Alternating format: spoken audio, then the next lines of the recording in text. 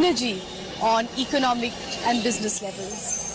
Pravasi Bharatiya Divas 2016 is being celebrated here at Jawaharlal Nehru Bhavan in New Delhi. So let's go in and be a part of the activities.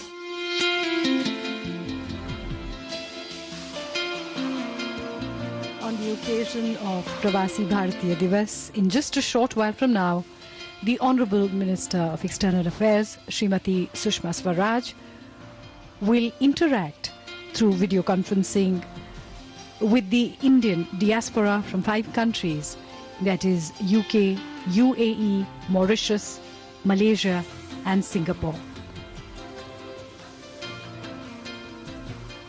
Pravasi Bharatiya Divas was started in 2003 by the former Prime Minister Shri Atal Bihari Vajpayee. Ever since then, 13 PBD summits have taken place. But in a departure from the past, a new plan has been announced to make the mega Pravasi Bharatiya Divas conference, its annual engagement with the diaspora, a biennial event. And on the alternate year, a small invitation-only function will be held, along with 2 mini regional PBDs annually in countries with a presence of the Indian diaspora. The government has asked its missions to identify experts from overseas Indian communities on various subjects, with a focus on the flagship programs of the government like Make in India, Digital India and Swachh Bharat and the Clean Ganga Mission. The reason behind changing the format is to make Pravasi Bharatiya Divas conferences more in-depth and focused.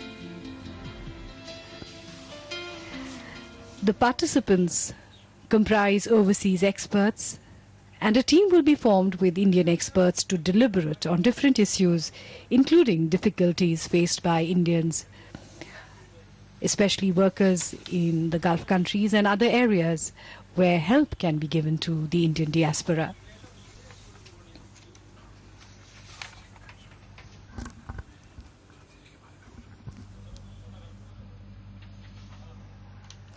It was on the 9th of January 1915 that Gandhiji returned to India to change her destiny.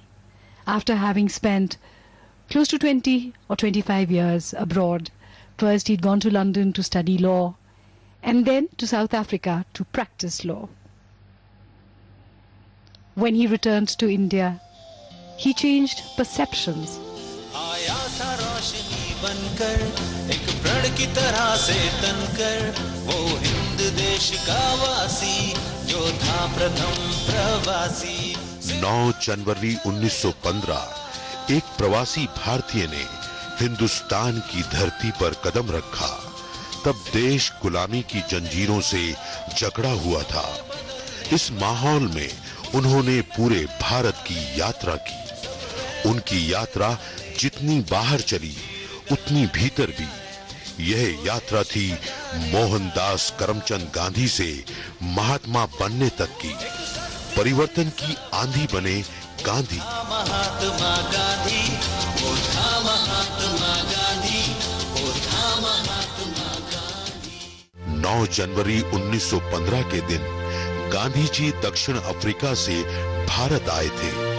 महात्मा की वतन वापसी की इस घटना की याद में इसी दिन हम प्रतिवर्ष प्रवासी भारतीय दिवस मनाते हैं। Mahatma Gandhi, when he arrived back in India in 1915, he had with him nothing more than a deep belief in the power of truth and non-violence, and with these simple weapons, he took the country on an incredible journey towards freedom, something that had never been done in the history of mankind. As much as Pravasi Bharatiya Divas remembers and commemorates the past, it is also an opportunity to connect India to its vast overseas diaspora and bring their knowledge, expertise and skills on a common platform, which is the PBD convention. The first Pravasi Bharatiya Divas was organized in the year 2003, and this was the brainchild of the former Prime Minister of India, Shri Atal Bihari Vajpayee. विदेश में देश की शान बनाई भारत की पहचान, सदा हमारे दिल में बसते कैसे कहें मेहमान।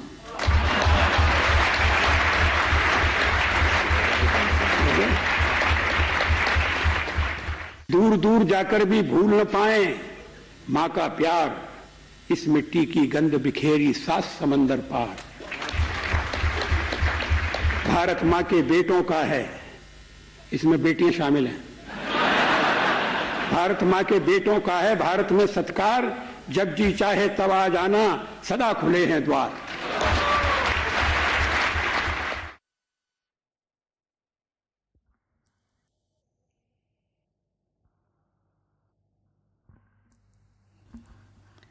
Pravasi Bharatiya Divas conventions have been held ever since that day in 2003, 9th of January 2003.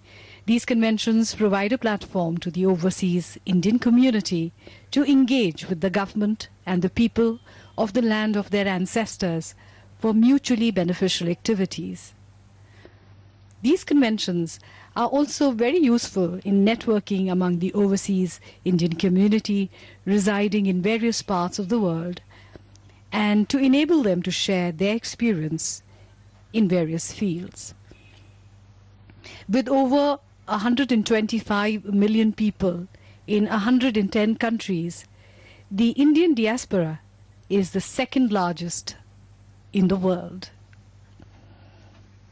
And as a part of this outreach program towards the Indian diaspora, we meet here today on the occasion of Pravasi Bharatiya Divas as the Honorable Minister for External Affairs interacts with some of the Pravasi Bharatiyas on this occasion. The United States has the largest number of people of Indian origin, or PIOs, and NRIs, or non-resident Indians. And this year's regional Pravasi Bharatiya Divas conference will be held in LA on November 14th and 15th.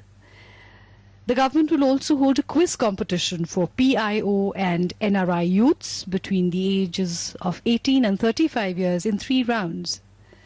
The idea being that the children, the second and third generations of the Indian diaspora, connect with the country of their origins and to understand the cultural roots that they belong to. This is the C.B. Muttama Hall in Jawaharlal Nehru Bhavan, named after the trailblazer diplomat Chonira Beliyappa Muttama, who joined IFS in 1949 and became India's first woman diplomat. She went on to become the first Indian ambassador and served in Hungary, Ghana, and the Netherlands. C.B. Muttama is remembered as a crusader for gender equality in the civil services.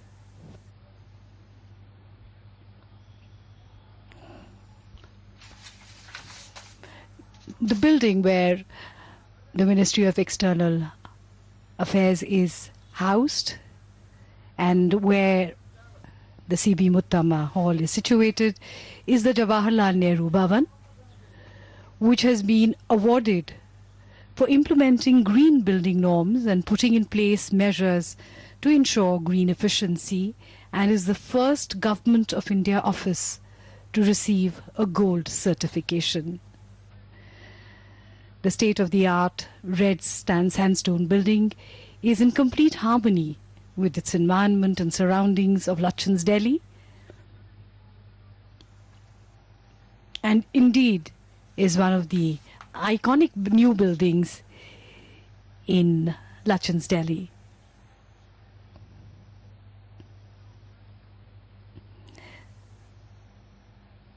Pravasi Bharatiya Divas is celebrated in India on the 9th of January each year to mark the contribution of the overseas community to the development of India. The day commemorates the return of Mahatma Gandhi from South Africa 101 years ago, that is, on the 9th of January 1915. Pravasi Bharatiya Divas summits have been organized in Delhi and in other parts of the country as well. The first Pravasi Bharatiya program was organized in Delhi in 2003, then again in Delhi in 2004. The third Pravasi Bharatiya Divas summit was held in Mumbai in 2005, and then in Hyderabad, Andhra Pradesh, now in Telangana, in 2006. The fifth and sixth Pravasi Bharatiya summits were held in Delhi in 2007 and 2008, followed by the seventh summit, which was held in Chennai, in Tamil Nadu, in 2009. The 8th and 9th summits were held in Delhi in 2010 and 2011. And a colourful summit in Jaipur, Rajasthan was held in 2012. The 11th summit was held in Kochi, Kerala in 2013. The 12th summit was held in New Delhi in 2014. And the 13th summit, which marked the 100th year of Mahatma Gandhi's return to his homeland after spending close to 25 years abroad, was held in the land of his birth in Gujarat, in Gandhinagar, at the Mahatma Mandir Auditorium and Convention Center, which was attended by hundreds of the diaspora from across the world.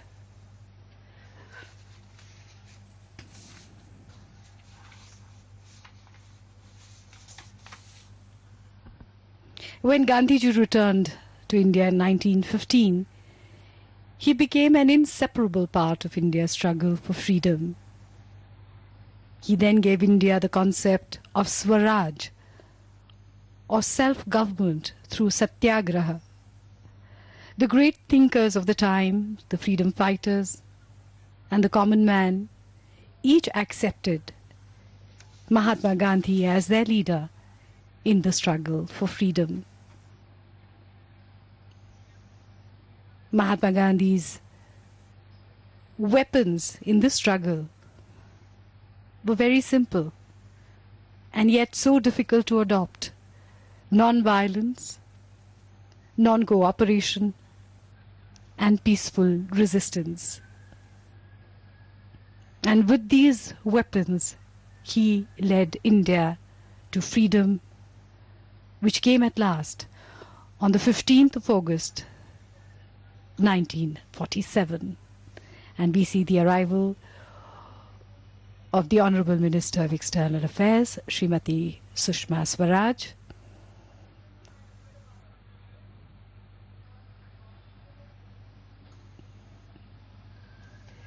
the Minister of State for External Affairs, General V.K. Singh, and the Minister of State for Employment, Government of UK, the Right Honourable Preeti Patel, and we hand you over to the dais.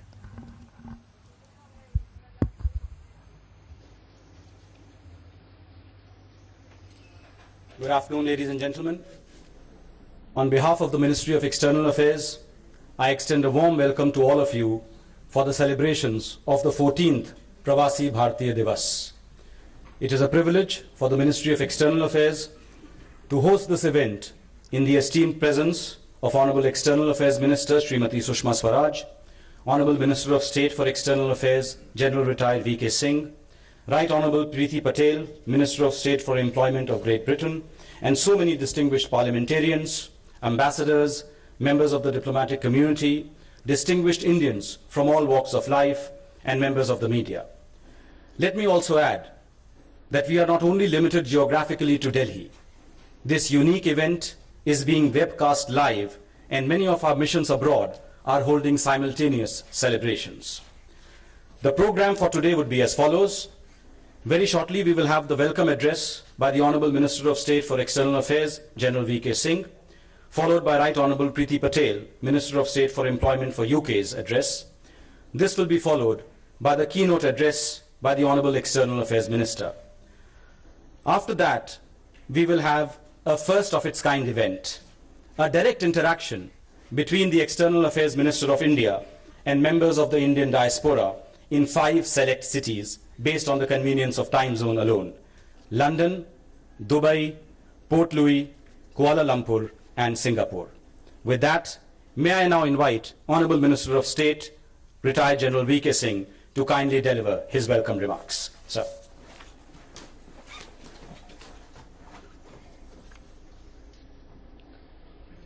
Honorable External Affairs Minister Srimati Sushma Swaraj ji, Right Honorable Member of Parliament and Minister of State for Employment from UK, Ms. Preeti Patel, distinguished members of Parliament who are present here, members of the Standing Committee and the Consultative Committee on External Affairs, senior officials from the Ministry of External Affairs, resident commissioners of Indian states, Indian diaspora across the globe, members of the media, ladies and gentlemen. Firstly, a very, very happy new year to all of you. Another year, a new year, brings with it the promise of renewal of a new engagement and fresh possibilities. As all of us gather here for the 14th Pravasi Bharatiya Divas in a new format, we have the opportunity to re-energize the platform for strengthening our bonds with our diaspora and Indians living abroad. A very vibrant and diverse community spread across different regions, speaking many languages and practicing a variety of cultures and faiths. We are honored to have with us our External Affairs Minister and my senior ministerial colleague, Srimati Sushma Swaraj. All of you are aware of her personal commitment and dedication to the welfare of Indian diaspora. Not a single day goes by in which she does not reach out to Indians in distress and offer solace to others by quickly resolving their problems. In fact, the Twitter has been ablaze with the type of complaints and the pleas that we get, and it's, I must say, it's a forte that she has developed in quickly resolving those issues so that people can be satisfied in the shortest possible time. Her guidance and her conduct is an inspiration to our work. As we look forward to her words on this occasion, I welcome her warmly to the Pravasi Bharatiya Divas celebrations. My honor is double today as I have the opportunity to welcome the Right Honourable Ms. Preeti Patel, Minister of State for Employment of United Kingdom. She is symbolic of the flourishing relationship between India and UK and true example of what is possible when dynamic leadership builds towards a shared prosperity between nations. As the first woman of Indian origin to be in the British cabinet, she is, in the words of Prime Minister David Cameron, a diaspora champion.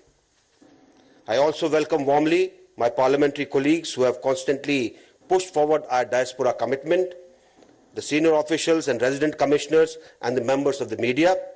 Today, our diaspora is regarded world over for its caliber and success, for its contributions in the fields of economics, politics, science, and technology. They are involved in research and innovation while successfully integrating with the local community of the country of their residence. The diaspora has sustained Indian values, culture, traditions, and this in turn has resulted in a strong appreciation of what our country has to offer to the world. So, to all of you listening in different parts of the world, I offer my warmest welcome to this event. A new year brings a new way of thinking, like I said earlier, and accordingly, we have adopted a new format for the Pravasi Bharatiya Divas, on which Sushma ji will delve later. Starting this year, we will organize a large event like we did last year, once in 2 years, and in the intervening years such as this one, we will have smaller, more interactive events every month so that we can reach out to the diaspora in a better manner. Along with this, all our missions in various countries are also observing this day as Pravasi Bharatiya Divas and interacting with Indians living in that country. We are thus enlarging our engagement with our diaspora and Indians living abroad. With this, I thank you once again, welcome you to this event, and I'm sure that this event will be a harbinger for many more things to happen. Thank you very much.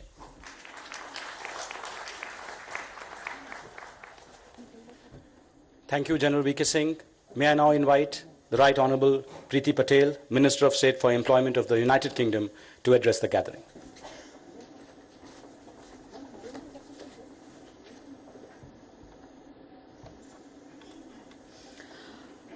Honourable Minister of External Affairs, Sushma Swaraj, Honourable Minister for External Affairs and Overseas Indian Affairs, retired General Singh, let me just say what a privilege it is to be here today to join you and celebrate in this fantastic event that you are hosting here. And I want to share that sentiment with everyone in the Indian diaspora community that is participating and engaging in this event today, no matter where you are in the world and not just here in this room this afternoon. It is my genuine privilege to be here, and in particular to be here, not just standing here as an Indian member or Indian origin member of Parliament, but also in my capacity as David Cameron, my Prime Minister's Indian diaspora champion. It is my role that very much has elevated the UK Indian diaspora community across the United Kingdom, and importantly has raised the profile of the diaspora in the United Kingdom, and importantly the issues and concerns that our community share amongst themselves. The role that I have was the first of its time, and it is unique to the UK and anywhere else in the world. And I have to say, I think it's very much, and it is evidence of the personal commitment that our Prime Minister, my Prime Minister David Cameron, places, importantly, on the Indian and UK relationship, and increasingly so the people-to-people ties and the people-to-people links that all of us in this room share today, yes, here in India, but also around the globe. And I have to say, for me, it is also an absolute privilege, and I have no doubt that is very much the same for the ministers here today as well, to be the advocates and the representatives of the diaspora community. And certainly when it comes to the British Indian community in the United Kingdom, and also representing the issues of my community, the diaspora community in the UK. Of course, being their advocate and being their champion is effectively why these roles are so important and why forums such as the one today is so important too. So I'd like to pay tribute to the Honourable Minister of External Affairs for her personal commitment to raising the voice and the profile of diaspora engagement, and also ensuring that we all continue to grow and develop that engagement wherever we are around the world. Over my 2 years in this particular role, I have had the honour to frequent these great events and, of course, contribute to the PBD over the years, and I came last year as well. But importantly as well, engaging with the diaspora community, not just in the UK, but internationally too, especially when I come to events of this nature. We are in the UK immensely proud of the 1.5 million diaspora in the United Kingdom, which is the second largest in the Western world, and they have contributed so much to Britain and British identity and British success, and also to our economy, in addition to the key aspects of social life, cultural life, and the bonds between our people. Over 100,000 people from the Indian community in the United Kingdom run their own businesses, and we heard from General Singh as well the vast contribution that people make when it comes to their professional careers and also to the professional sectors. And the same applies to the business community, with over 90,000 people now in India who are working for UK companies in England too. Indeed, our two democracies and our two strong economies have brought together new opportunities across the very countries that we represent. And nothing quite has captured, in my view, the natural affinity, the strong bonds between our two people, more than the spectacular event and the spectacular visit that we saw last November when Prime Minister Modi came to the United Kingdom, and with immense pride my government and my Prime Minister hosted him in a very, very strong way. And of course the diaspora event that we held at Wembley Stadium with the attendance of in excess of 55,000 people said a great deal in terms of the warmth of the reception that Prime Minister Modi was given by the Indian diaspora community in the United Kingdom. I think it's worth me just saying as well, during Prime Minister Modi's address to Wembley, he remarked and commented on my own Prime Minister, David Cameron, when it came to my Prime Minister's engagement with the British Indian diaspora community. And in Prime Minister Modi's own words, to quote, he said that Prime Minister Cameron has fully integrated himself with the British Indian community. And I have to say, I think that sentiment was widely shared and echoed by the 1.5 million Indian diaspora in the United Kingdom as well. That bond is incredibly strong, and it is one where we are very, very proud to continue to champion that.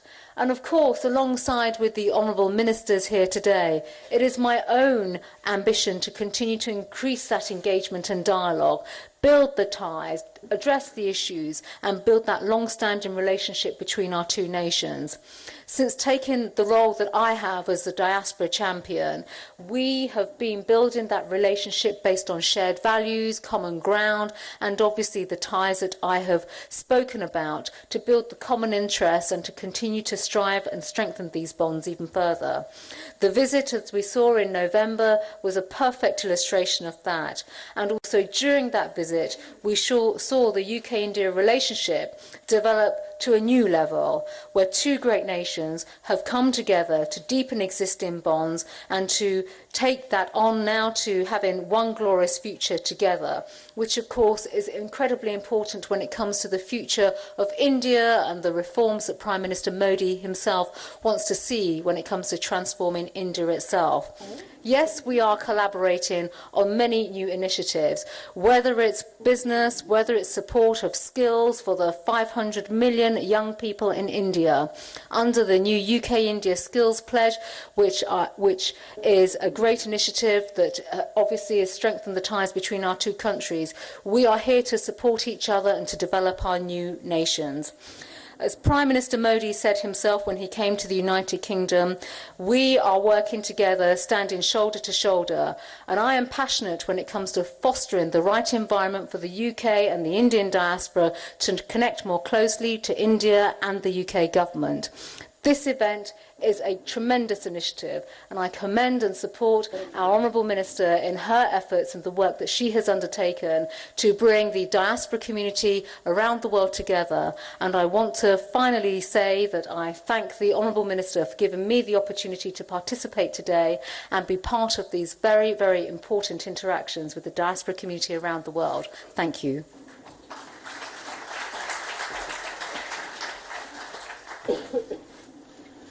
We will now have the keynote address by the Honourable Minister for External Affairs, Srimati Sushma Swaraj. Minister will be addressing in Hindi, but we will have consecutive translation from this podium in English.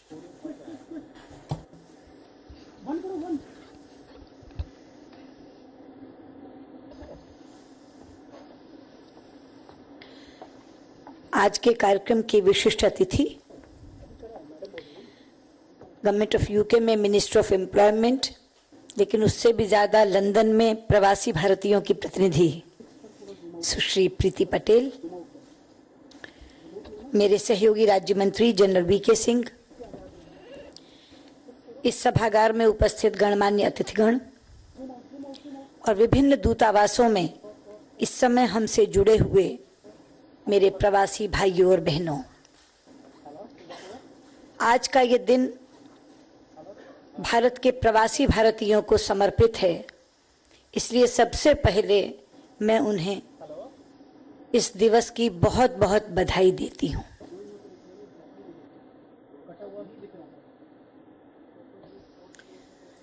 Today's special guest, the Minister of State for Employment in the Government of UK and also Diaspora Champion, Ms. Preeti Patel, Minister of State for External Affairs, my colleague, General V.K. Singh, distinguished guests, and across the world, embassies where our brothers and sisters are gathered, a very warm welcome to you.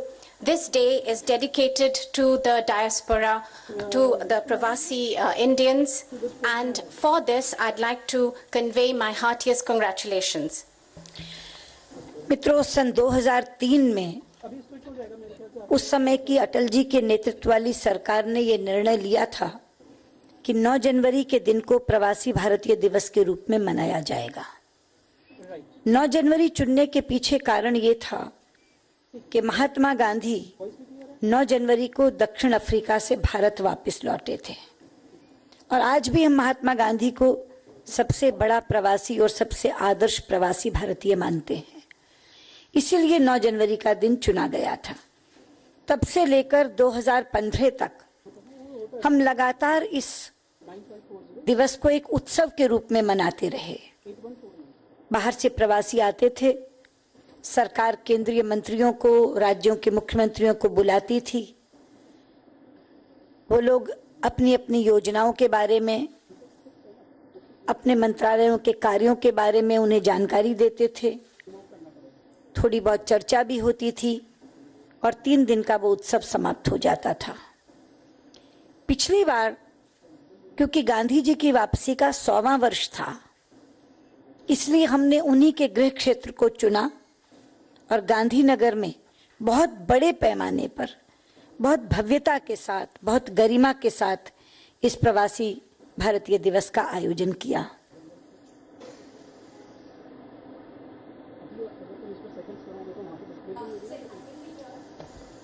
In the year 2003, under the leadership of the then Prime Minister, Mr. Atal Bihari Vajpayee, a decision was taken to celebrate 9th January as the Pravasi Bharatiya Divas.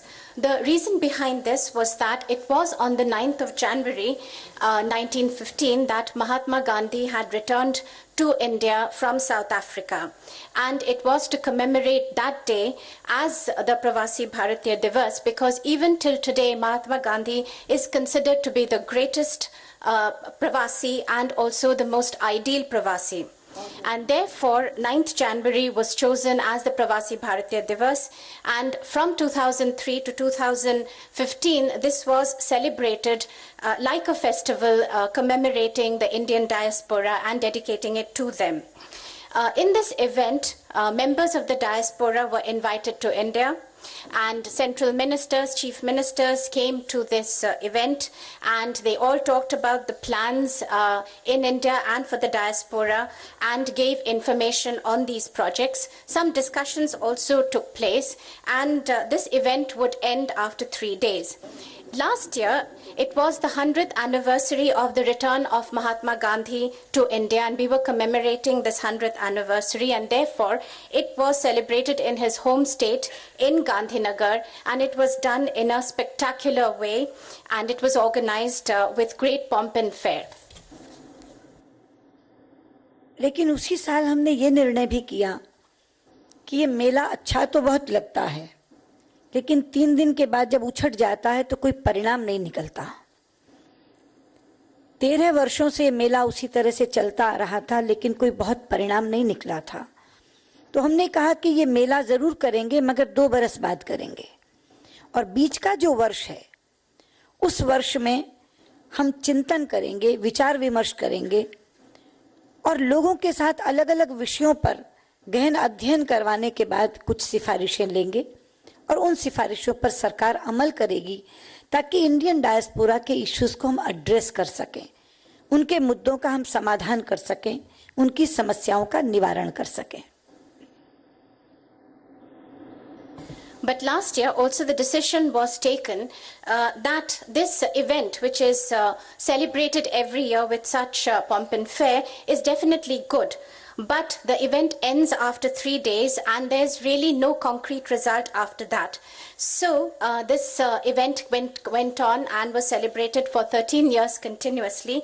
But on the ground, there was not much concrete results that emerged from the event. Therefore, last year a decision was taken that this event would be celebrated every 2 years, and in the intervening time frame there would be a lot of thinking, a lot of thought process that would go into it, and people would study the various issues and come up with recommendations so that the issues of the diaspora could be addressed and their problems could be solved. इसीलिए इस बार का प्रवासी भारतीय दिवस बिल्कुल नए रूप में हो रहा है। इसके दो पहलू हैं। पहला तो ये कि हमने तय किया कि ये सभी मिशनों में मनाया जाएगा। अभी तक प्रवासी भारतीय दिवस केवल हिंदुस्तान में मनता था, जो आते थे केवल वही भागीदार होते थे, लेकिन जिनके लिए ये था उन दूतावासों में कुछ नहीं होता था। तो हमने ये निर्णय लिया है कि सभी मिशन इसे मनाएंगे और आज ये सब जगह मनाया जा रहा है। जो टाइम जोन हमारे से मेल खा रहा है वो डायरेक्ट सुन रहे हैं, ये जो बात मैं कर रही हूँ वो सीधे सुन रहे हैं। अभी वो हमसे प्रश्नोत्तर भी करेंगे और जो अपने अपने टाइम जोन्स के मुताबिक मनाते रहेंगे वो बाद में सुनेंगे।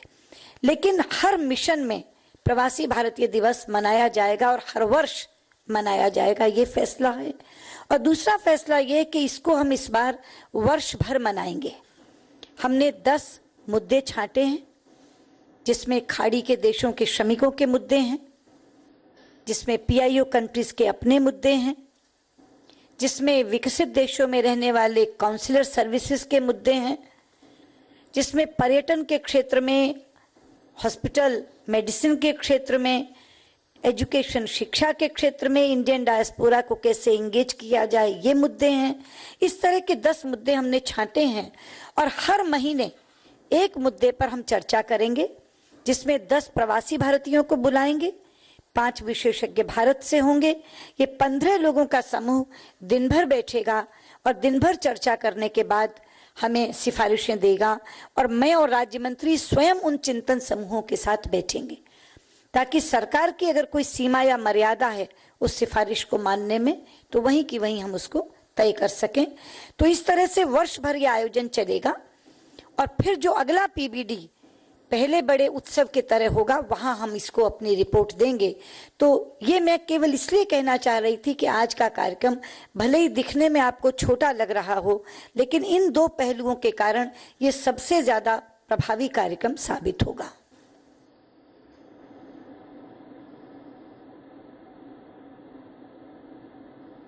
And therefore, this year, this event is being celebrated in a very new and a different way. There are 2 aspects to this event. First of all, this is being celebrated across the world in all our embassies and missions. And till now, in fact, this event was celebrated in India. And for those people for which this event is held, were actually not a part of it. And therefore today across the world our missions are celebrating it, and depending on the time zones, those missions which can in fact be with us are seeing us direct live, and in fact we'll be having a question answer session with them a little later. And those missions who have a different time zone will be celebrating it separately. And the decision also has been taken that this is going to be done every year across all the missions. And secondly, this event is going to be celebrated throughout the year. We have chosen 10 such issues.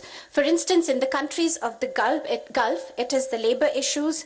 For the PIO countries, they have their own issues. For the developed countries, the diaspora there, they have consular services issues. Then we have the issues of tourism, hospitals, medicine, education, hospitality, and it'll be our endeavor as to how to engage the diaspora in all these 10 issues that have been selected. We have decided that every month discussions will be held where 10 members of the diaspora will be invited. There will be 5 specialists from India, and there will be a day-long deliberations.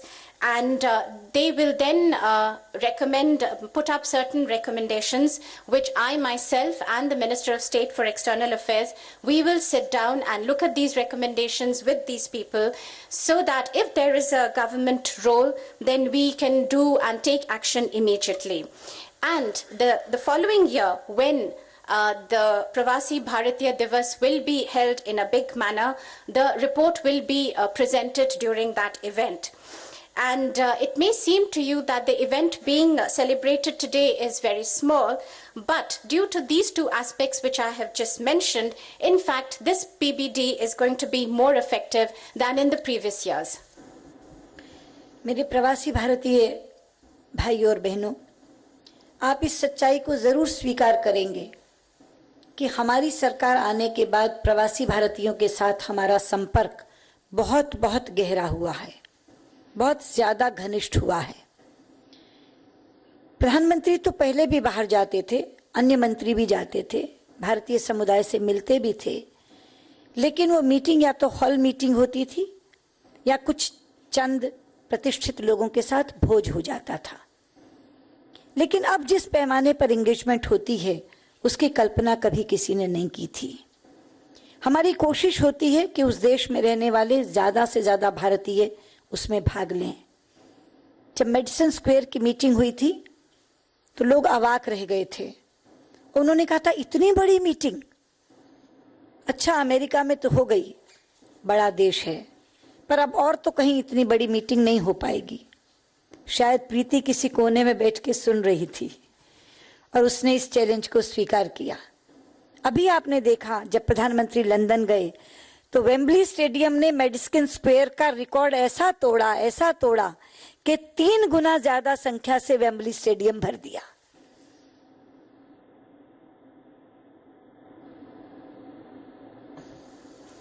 Brothers and sisters of the diaspora across the world, it is true, and you have all noted, that since our government came to office, contacts with you have become very deep and very close.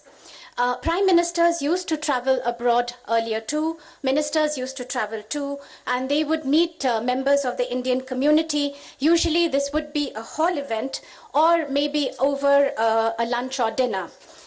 But it is the sheer scale, and it is our effort now to reach out to the maximum number of the members of the diaspora. And when the Madison Square Square Garden event happened, everyone was amazed. How was it that such a big event could take place? Then people said, well, that was the United States of America, a very big country, and hence maybe that is why it was possible. Maybe somewhere in one corner of the world, Ms. Preeti Patel was listening to this, and she took up the challenge. And recently, as you all know, when the Prime Minister went to the United Kingdom, the Madison Square Garden event record was broken, and the number of people who were present at the diaspora event was 3 times that number. पहले प्रवासी भारतीय मंत्री या प्रधानमंत्री के चले जाने के बाद अखबार में उनकी यात्रा के बारे में पढ़ते थे। अब वो स्वयं भागीदार होते हैं। महीना भर पहले से उन्हें पता लग जाता है कि उनके प्रधानमंत्री कब आ रहे हैं।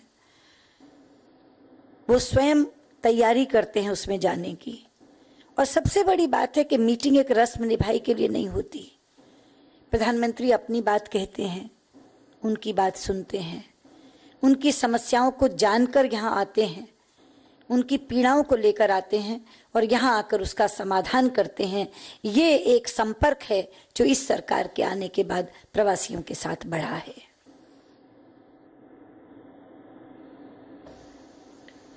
Earlier, what happened is after the Prime Minister would return to India from any country, the diaspora community over there would read about the Prime Minister's visit.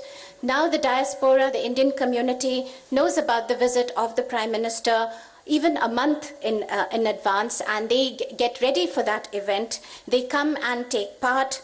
And it's not just a ritual anymore. The Prime Minister speaks to them. He goes prepared, knowing their problems. He listens to them. He listens to their pain. And once he returns to India, he resolves to solve these problems. And in fact, this is the way in which contact with the diaspora, with the Indian community, has increased by leaps and bounds after this government has come to office. उन देशों की धरती पर जब भारत माता की जय का नारा लगता है तो हर भारतीय, चाहे वो वहाँ उस देश में हो या बाहर या भारत में, एक गर्व का अनुभव करता है। लेकिन इस गर्व के साथ साथ एक दूसरी बात भी हुई है। आज प्रवासी भारतीयों में ये विश्वास जगा है कि उनकी कोई सुध लेने वाला भारत में है। आज उनमें ये हौसला आया है कि अगर कल को वो किसी संकट में फंस जाएं तो वो अकेले नहीं हैं, कोई ना कोई उन्हें जरूर संभाल लेगा। मित्रों, मैं आपको याद दिलाना चाहती हूँ, हमारे 19 महीने के छोटे से कार्यकाल में 4 बार ऐसी चुनौतियां हमारे सामने आई हैं। 28 मई को हमने शपथ ग्रहण की, 3 जून को यूक्रेन का संकट आ गया, 1000 विद्यार्थियों को हम वहां से सुरक्षित निकाल कर लाए। मात्र 5 दिन बाद 8 जून को इराक का संकट आ गया, हम 7,500 लोगों को इराक से निकाल कर लाए। इराक अभी चल ही रहा था कि लिबिया का संकट आ गया, हम 3,500 लोगों को लिबिया से निकाल कर लाए। और उसके बाद यमन की चुनौती सबसे गहरी थी, वहां से हम 4,500 भारतीयों को और विदेशों में अन्य देशों के 2,500 लोगों को निकाल कर लाए।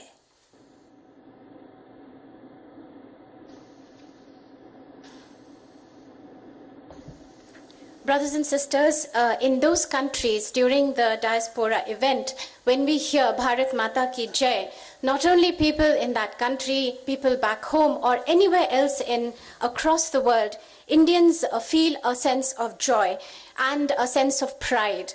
And it is not just that. I think in the diaspora community now, there is a sense which is awakened that there is someone to take care of them.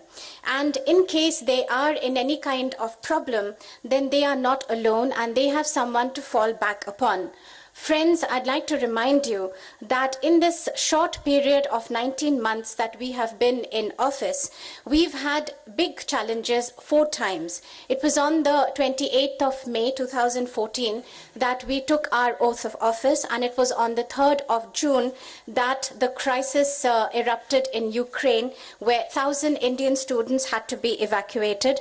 5 days later, on the 8th of June, the problem in Iraq erupted, where 7,500 Indians of Indian origin had to be evacuated. Even as events were unfolding in Iraq, Libya happened.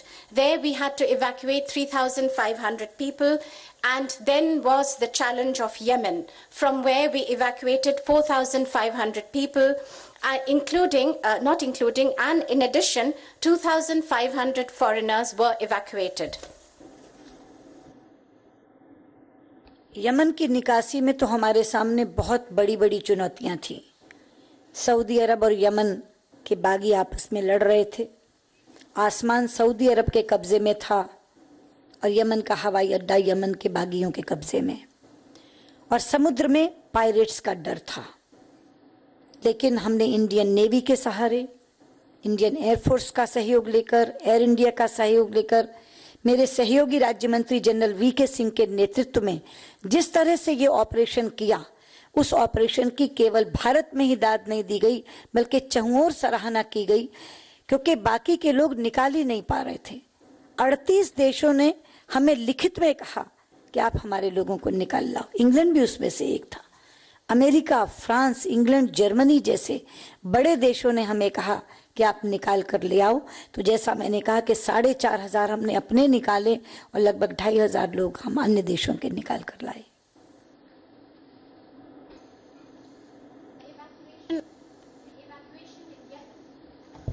In fact, put across to us many big challenges. In Yemen, rebels from Saudi Arabia and the forces from Saudi Arabia and the Yemeni rebels were fighting. The Saudi Arabian forces had control of the airspace, whereas on the ground, the Yemeni rebels had control. And as far as the seas were concerned, they were under the control of the pirates.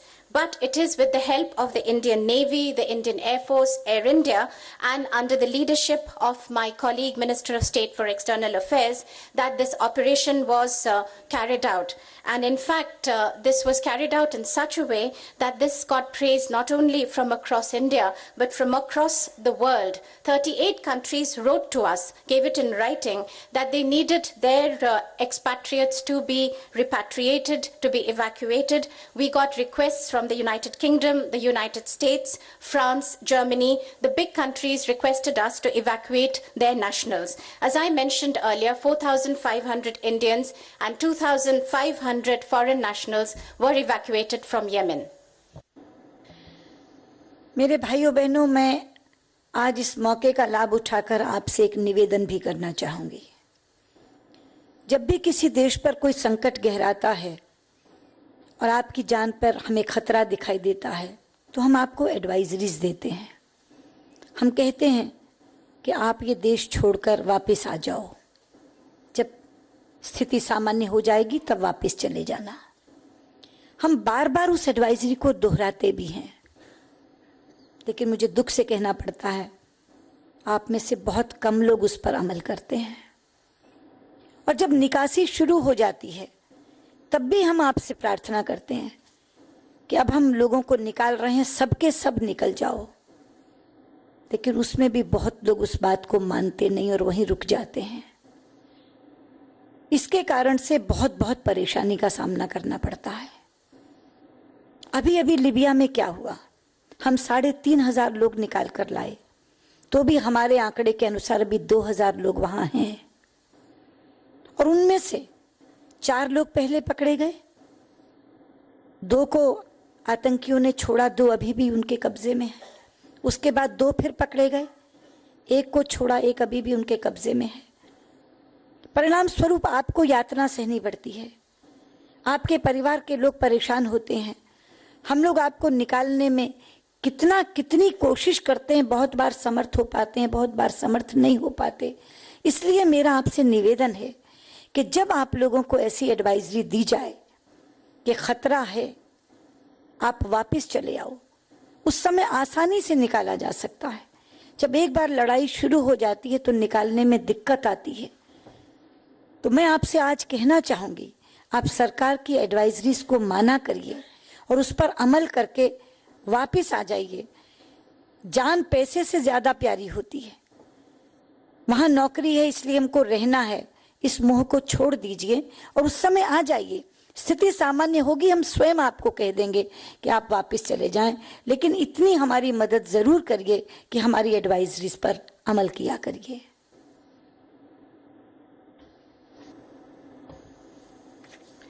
Brothers and sisters of the diaspora, I'd like to make use of this opportunity that has been given to me today to make a request to you. When any problem erupts or there is a very difficult situation in any country across the world, we issue advisories. My request to you is please listen to these advisories, and these advisories are issued repeatedly because that is the time when you can come back easily. And later on, it becomes very difficult as the situation deteriorates. And even when the evacuation process starts, even then we request everyone to return, but that is not the case. And in fact, there are people who stay back, and this causes a lot of pain to their family members back here in India. And some of them stay back, and this creates and causes innumerable problems for us. For instance, when the situation was erupting in Libya, 3,500 people were evacuated. But even today, we believe, according to the estimates which are available, 2,000 people are still there, and 4 people were caught, out of which 2 were freed, 2 are still captive, and 2 more were caught, out of which 1 was freed and 1 is still captive. Now, this kind of action causes not only pain to the person who's held captive, but also to the family members here back in India. We make a lot of effort. You cannot even imagine the amount of effort we make. Sometimes we get success, sometimes we don't. But please do follow our advisories, because the situation is dangerous. That is the reason why we ask you to return. Once the situation is normal, then we will ourselves tell you that you can return. And therefore, once again, I would like to request you that as and when advisories are issued, please do listen to them. Life is more important than money. A lot of people say we have jobs here, we don't want to leave this. Please do not think in those terms. As and when we issue advisories, once again, I would request you to please help us and return. अब तो social media का युग आ गया है. आप किसी संकट में फंसते हैं तो आपका मात्र एक ट्वीट काफी है. वो 140 कैरेक्टर्स का एक ट्वीट आप मुझे करते हैं और हम तुरंत कार्रवाई करते हैं. कुछ चीजें ऐसी होती हैं जो आपके नियंत्रण के बाहर होती हैं.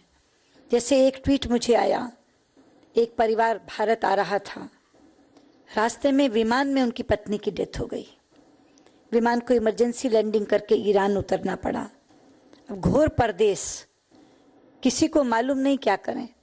एक ट्वीट आपने किया और तुरंत एम्बेसी के लोग एयरपोर्ट पहुंच गए और सारी की सारी औपचारिकताएं करने का काम उन्होंने अपने हाथ में ले लिया और पार्थिव शरीर को यहाँ तुरंत भेजने का काम किया. एक ट्वीट मुझे आया जहां माँ बेटी इंडोनेशिया घूमने गई थी. बाली में माँ बाथरूम में गिर गई, दोनों घुटने जख्मी हो गए, टूट गए. सर्जरी कराने के लिए किसी अस्पताल में गई तो इंश्योरेंस कवर को मानने से अस्पताल अथॉरिटीज ने इनकार कर दिया. तुरंत इमरजेंसी में एम्बेसी ने इंटरवीन किया, ऑपरेशन कराया और सर्जरी के बाद यहां भेज दिया.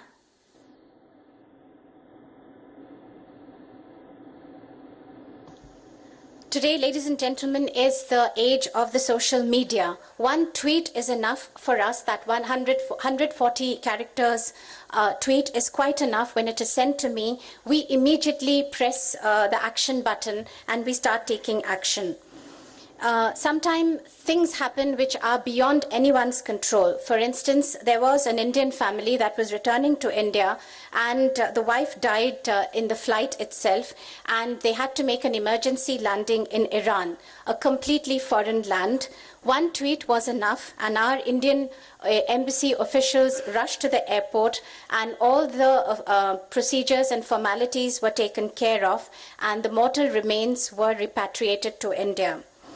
There was another case in which a mother and daughter had gone to Bali, and the mother slipped in the toilet and injured her knees. In fact, broke both her knees, and she had to go to a hospital for surgery, and the hospital authorities were not ready to, in fact, honor the insurance cover.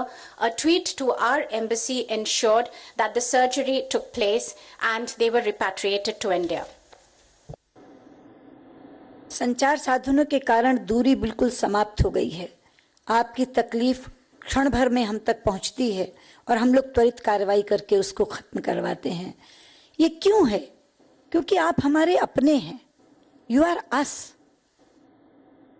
और हम आपके हैं, और आपको सुरक्षित रखना ये हमारी जिम्मेदारी है.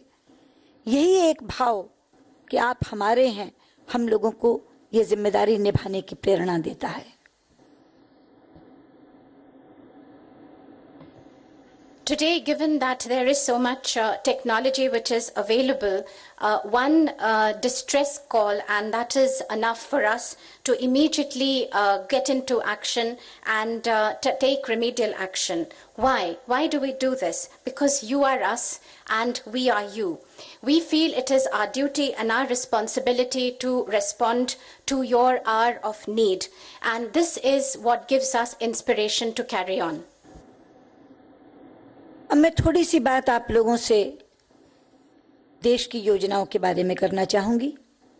हमारी सरकार ने 3 फ्लैगशिप प्रोग्राम्स बनाए हैं, make in India, skill India, digital India, और 3 कार्यक्रम मिशन के लिए बनाए हैं, स्वस्थ विद्यालय, स्वच्छ भारत और नमामि गंगे। इन कार्यक्रमों में एनआरआईज की भागीदारी हो, प्रवासी भारतीयों की भागीदारी हो, ये हम सब चाहते हैं।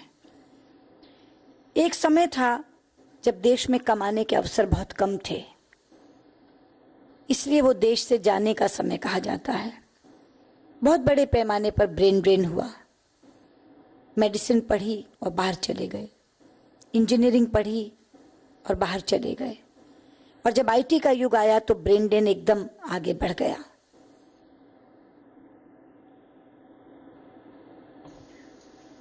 I'd also like to use this occasion to talk about the various programs of our government. We have 3 flagship government programs. These are Make in India, Skill India and Digital India. And there are 3 programs which are in the mission mode. They are Swasth Vidyalay, which is healthy school, Swachh Bharat, which is clean India, and Namami Gange, which is clean Ganga campaign. And we would like the members of the diaspora to participate fully in these programs. There was a time when opportunities in India did not exist to really have good incomes, and therefore people went abroad seeking greener pastures. There was in great numbers brain drain. People studied medicine or engineering and then went abroad. And then, of course, as the IT age came, the brain drain only increased. लेकिन आज भारत बदल रहा है। आज भारत में कमाने के नए नए अवसर पैदा हो रहे हैं। आज देश लौटने का समय है। जब पहली पीढ़ी यहाँ से बाहर गई थी तो ये सोच कर गई थी कि जवानी के दिन वहाँ लगाएंगे, कमाएंगे, लेकिन बाद में बुढ़ापा तो अपनों के बीच ही आकर बिताएंगे। अब वो सपना सच होने का समय आ रहा है। लौटिए, चाहे तो दोनों पैरों से लौटिए, नहीं तो कम से कम एक पैर यहाँ रखिए और एक वहाँ। अगर बच्चा कमाने लायक हो गया है तो बेटा या बेटी को यहाँ भेजिए, स्वयं वहाँ रहकर उसका सहयोग करिए, या बेटे को वहाँ रखिए, स्वयं यहाँ आइए। ये सारे इनिशिएटिव्स ऐसे हैं जिनमें कमाने के अवसर हैं, और बाकी के जो 3 इनिशिएटिव्स मैंने कहे थे मिशन के, वो माटी का कर्ज चुकाने का अवसर देते हैं।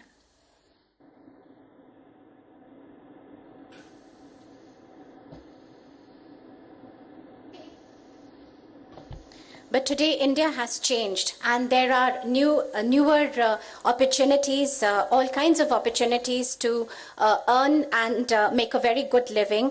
And today the time has come for you to come back and to rethink about coming back to India. When the first generation of Indians went abroad, they thought that during their youth they would in fact have their professional lives there, and after retirement they would return to India. Today the time has come for those dreams to be fulfilled. Please do come back. Maybe come back with both your legs here, or maybe you could have one leg here and one leg in the country of your adoption. Or you could think of sending your children, if they are of income earning age, you could think of sending your daughter or your son and help him or her by investments. Or you could do the reverse. Your children could stay abroad and you could come here. But really, there are these initiatives which I have mentioned, which give immense opportunities for generating income. And the 3 plans which I mentioned in the mission mode, they are an opportunity to repay back the debt to India. जिस मिट्टी में खेलकर आप बड़े हुए हैं, जिस देश का अनाज आपने खाया है और पानी आपने पिया है, उसका कुछ कर्ज है आप पर, और अंदर से आपका मन भी करता है कि उस कर्ज को चुकाएं। जब हम स्वच्छ विद्यालय की बात करते हैं तो उसका मतलब है हर स्कूल में टॉयलेट बने, शौचालय बने। अगर जिस स्कूल में आप पढ़ते थे वहां शौचालय नहीं था और आज भी नहीं है, तो आप संकल्प कर सकते हैं कि उस स्कूल का शौचालय आप बनवाएंगे। स्वच्छ भारत का मतलब है ओपन डेफिकेशन पूरी तरह समाप्त हो, हर गांव में, हर घर में शौचालय बने। जिस गांव में आप रहते थे, अगर वहां अभी शौचालय नहीं है तो उस गांव को आप अपना सकते हैं कि उस गांव में शौचालय आप बनाएंगे। और नमामि गंगे तो हम सबके लिए आस्था का विषय है। आज भी आप अपने घर में एक शीशी गंगा जल जरूर रखते हैं, और समाप्त हो जाता है तो अपने मित्र या परिचित से उपहार के रूप में सबसे अमूल्य उपहार आपको गंगा जल लगता है, आप उससे मंगवाते हैं। उस गंगा माँ को प्रदूषण मुक्त करने के लिए, उसको निर्मल करने के लिए एक बहुत एम्बिशियस प्रोग्राम, बहुत महत्वाकांक्षी कार्यक्रम देश में शुरू किया गया है। उस गंगा मैया को प्रणाम करते हुए आप उसमें कंट्रीब्यूट कर सकते हैं, अपना योगदान दे सकते हैं।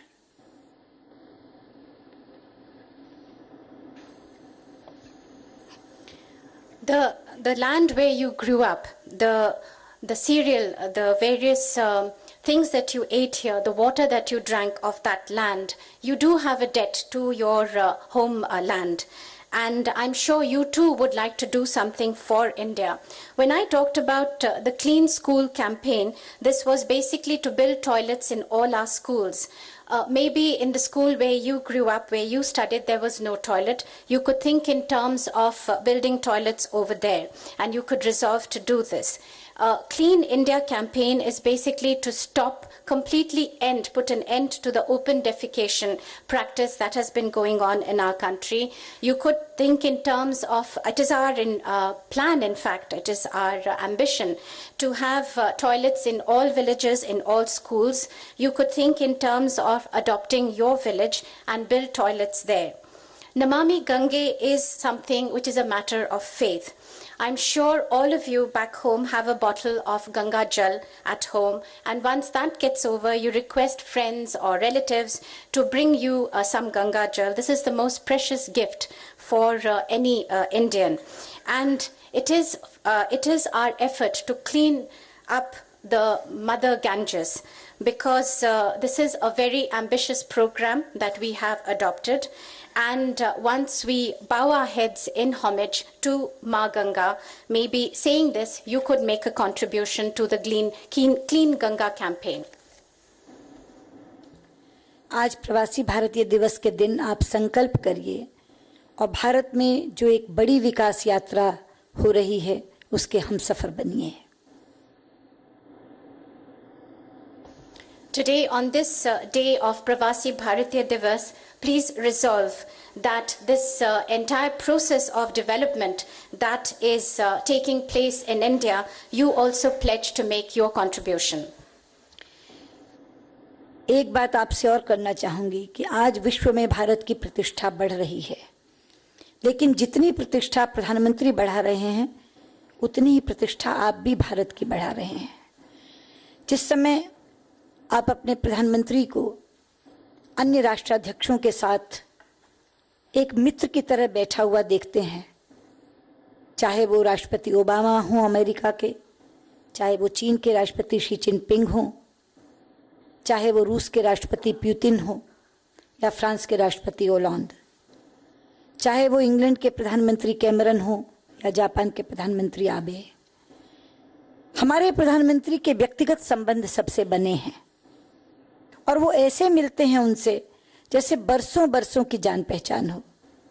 लेकिन आपको अचंभा होगा देखकर कि ये पिछले 1.5 वर्ष का करिश्मा है और आज प्रधानमंत्री एक सहज भाव से, मित्र भाव से दुनिया के सभी प्रभावशाली नेताओं के साथ बैठते हैं।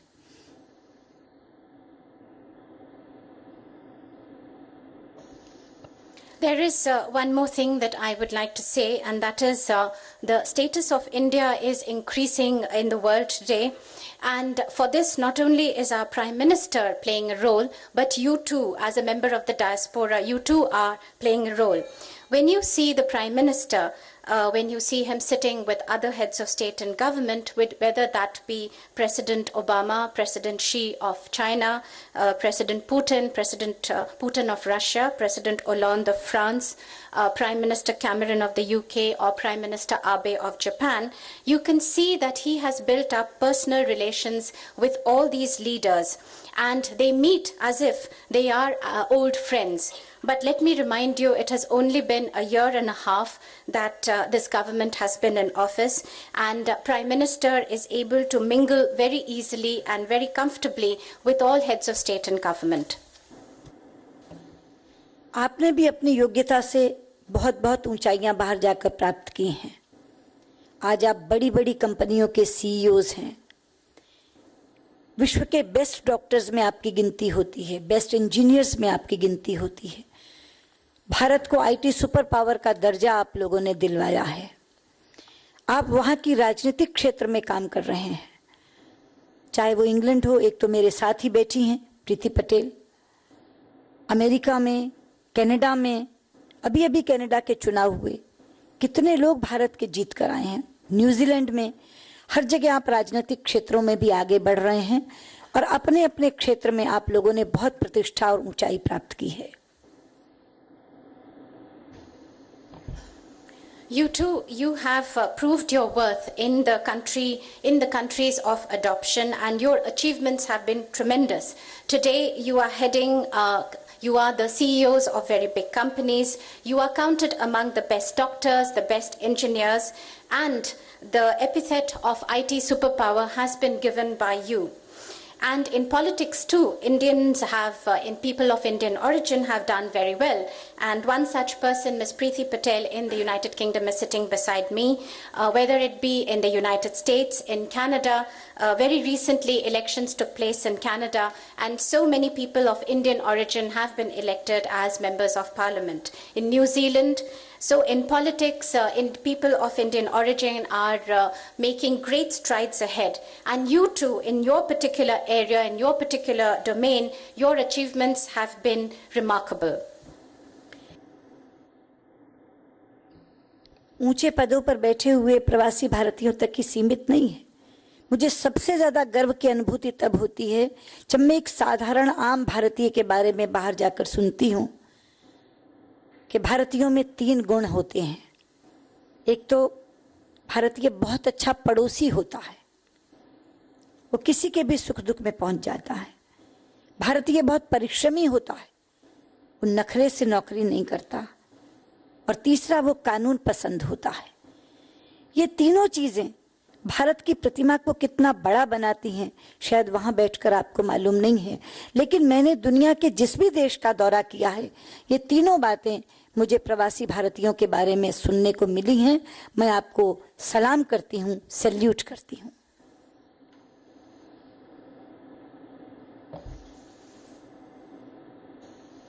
And this is not just for people who are occupying very high posts. For me, it is a matter of the most pride. I feel a great sense of pride when I see that normal Indians, people of Indian origin, in fact, are known for 3 qualities. One is that they are very good neighbors. Whether in good times or bad, Indians always come forward to help. They are very hardworking. And thirdly, they are very law-abiding. And you cannot imagine how these 3 qualities have given such a boost to the image of India. Perhaps sitting outside India, you are not aware of this. But whichever country I have gone to on tour, this is something that has come before me over and over again. And for this, brothers and sisters, I would like to salute you. हम तो किसी भी एक देश में केवल एक ambassador भेजते हैं, एक राजदूत भेजते हैं, और उसका भी वहां के आम लोगों से कोई ज्यादा वास्ता नहीं पड़ता। अनऑफिशियल एम्बेसडर्स तो आप हैं, जिनके माध्यम से लोग भारत को जानते हैं। आपका व्यवहार, आपका आचरण, उससे लोग जानते हैं कि भारत कैसा होगा। आप तरह तरह के भारतीय उत्सव मनाकर उन्हें भारतीय संस्कृति से भी परिचित कराते हैं। अपने आचरण से आपने उन्हें मोह रखा है। भारत की प्रतिमा बढ़ाने में जो इतना बड़ा योगदान आपने दिया है, आज प्रवासी भारतीय दिवस के दिन मैं आपको बहुत बहुत बधाई देती हूँ। ये दिवस आपको समर्पित है और कामना करती हूँ कि हमारा और आपका स्नेह इसी तरह बना रहे, हमारे संबंध और ज़्यादा बेहतर हों और आप अपने अपने देश जहाँ जहाँ आप रह रहे हैं वहाँ इसी तरह से यश कमाते रहें, धन कमाते रहें। बहुत बहुत धन्यवाद।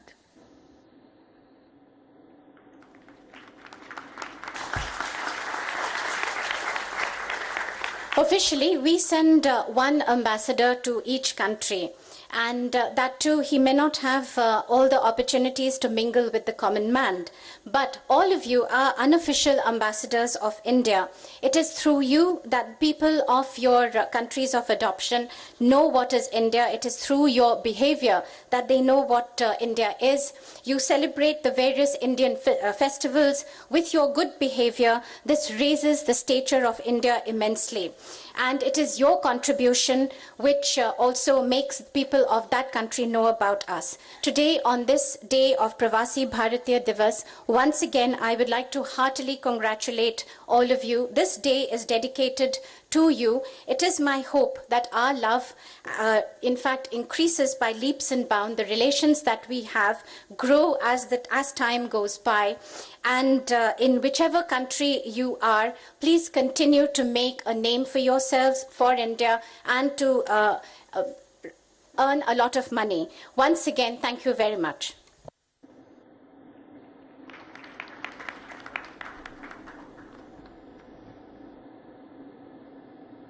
Thank you, Madam Minister, for that inspiring address. Minister of State for External Affairs has had to leave to catch a flight, but now we are going to go straight into the live video conferencing with 5 of our select Indian missions in London, Dubai, Port Louis, Kuala Lumpur, and Singapore. As you can see, the screen behind the minister now shows the live video conferencing with these 5 missions. And we are going to begin with the land of the GMT, London.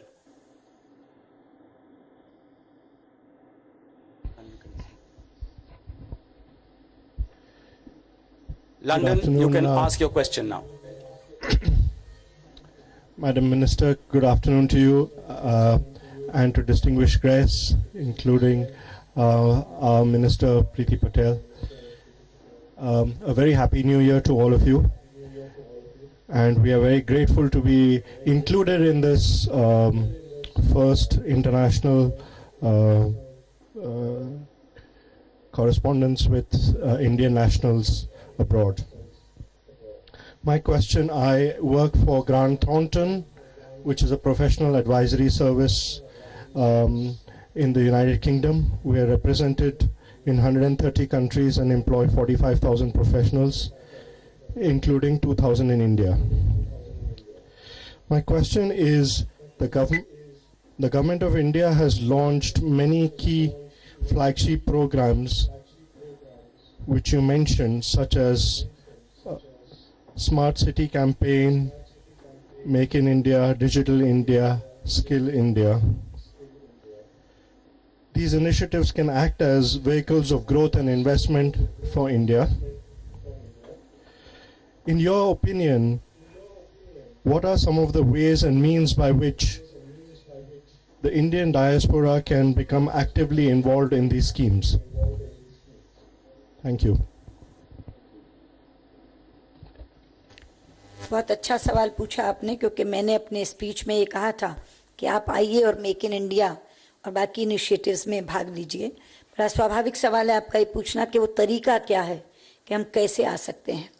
तो एक तो मैं ये कहना चाहूँगी कि एक overseas Indians facilitation centre OIFC हमने सेटअप किया है, जिसमें नाम से ही आपको लगेगा कि ये डेडिकेटेड है ओवरसीज इंडियंस के लिए, और फैसिलिटेशन सेंटर यानी उनको फैसिलिटेट करने के लिए।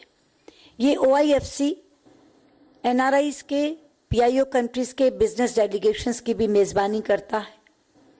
ये राज्य सरकारों से भी आपको मिलवाता है। तो OIFC के माध्यम से आप सारी जानकारी प्राप्त कर सकते हैं। 2 बातें मैं आपको और बताना चाहूँगी। एक तो ये कि हमने NRI इन्वेस्टमेंट के लिए FDI की लिमिट बहुत बढ़ाई है। और ये लिमिट केवल डिफेंस, इंश्योरेंस या रेलवेज में नहीं बढ़ी, बल्कि फार्मास्यूटिकल्स में, मेडिकल डिवाइसेस में, कंस्ट्रक्शन में, operation and maintenance of railways में, इनमें भी बढ़ी है। और एक बात जो आपको जान के और ज्यादा खुशी होगी कि एनआरआईज अगर नॉन रिपेट्रिएबल इन्वेस्टमेंट इंडिया में करना चाहते हैं तो उस इन्वेस्टमेंट को इंडियन इन्वेस्टमेंट माना जाएगा और किसी तरह की कैप उस पर नहीं लगेगी। इन तमाम इनिशिएटिव्स के चलते आप मेक इन इंडिया या बाकी इनिशिएटिव्स में आ सकते हैं। मुझे इधर देखना है या सामने देखना है? Okay. Thank you. That was a very good question. I talked about the various flagship programs in my speech. And the next question, therefore, is how is it that people of Indian origin or NRIs can participate in these programs? Well, there is the Overseas Indian Facilitation Center, which through its name itself, it has been set up, is dedicated for overseas Indians, and facilitation because it facilitates your investments into India, whether it's NRIs or PIOs. They also organize and receive business delegations or send business delegations.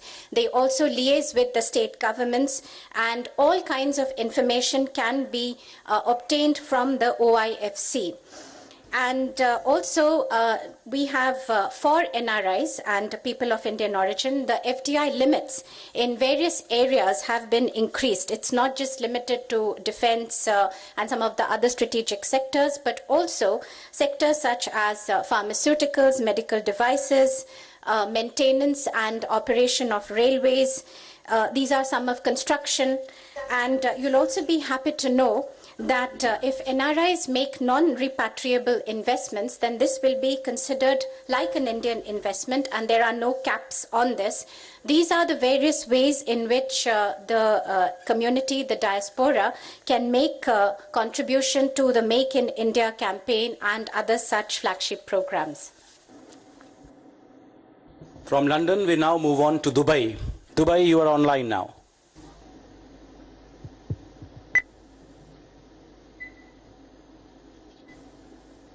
आदरणीय मंत्री जी, महोदय, Sushma ji, happy new year. मेरा नाम है advocate Y रहीम। हम Indian association Sharjah का president हूँ। आपको इंडियन एसोसिएशन शारजा का एक्टिविटीज अच्छी तरफ जानता है, इसलिए $500,000 दिरहम इंडियन एसोसिएशन शारजा का हिंदू क्रिमिटोरियम के लिए दिया है। Thank you very much. मंत्री महोदय, आपने वक्तव्य में मदद का उल्लेख किया था। क्या आप इसके विषय में कुछ और स्पष्ट करेंगे? या तौर पर प्रवासी भारतीयों के लिए इस स्कीम का क्या महत्व है? दूसरा बात यही है, माननीय प्रधानमंत्री महोदय मोदी जी ने दुबई में प्रवासी भारतीयों को संबोधित करते टाइम ई माइग्रेट में कुछ प्रस्तावित संशोधनों का किया था, जिससे ई माइग्रेट की क्षमता बढ़ सकेगी। कृपया आप इस विषय में हुई प्रगति के जानकारी दीजिए। Thank you. जय Hind. Honorable Minister Sushma Swaraj ji, first of all, a very happy new year to you. I'm Advocate Y.R. Rahim, and I'm the President of the Indian Association in Sharjah. And I would like to thank you for the fact that we now have a crematorium. Honorable Minister, you talked about Madad, which is the Consular Grievance Monitoring System. And can you give some more clarifications regarding Madad? And also, Honorable Prime Minister, during his speech to the diaspora in the UAE, had talked about bringing about some modifications in the e-migrate scheme. Can you please tell us what is the position and what progress has been made on that?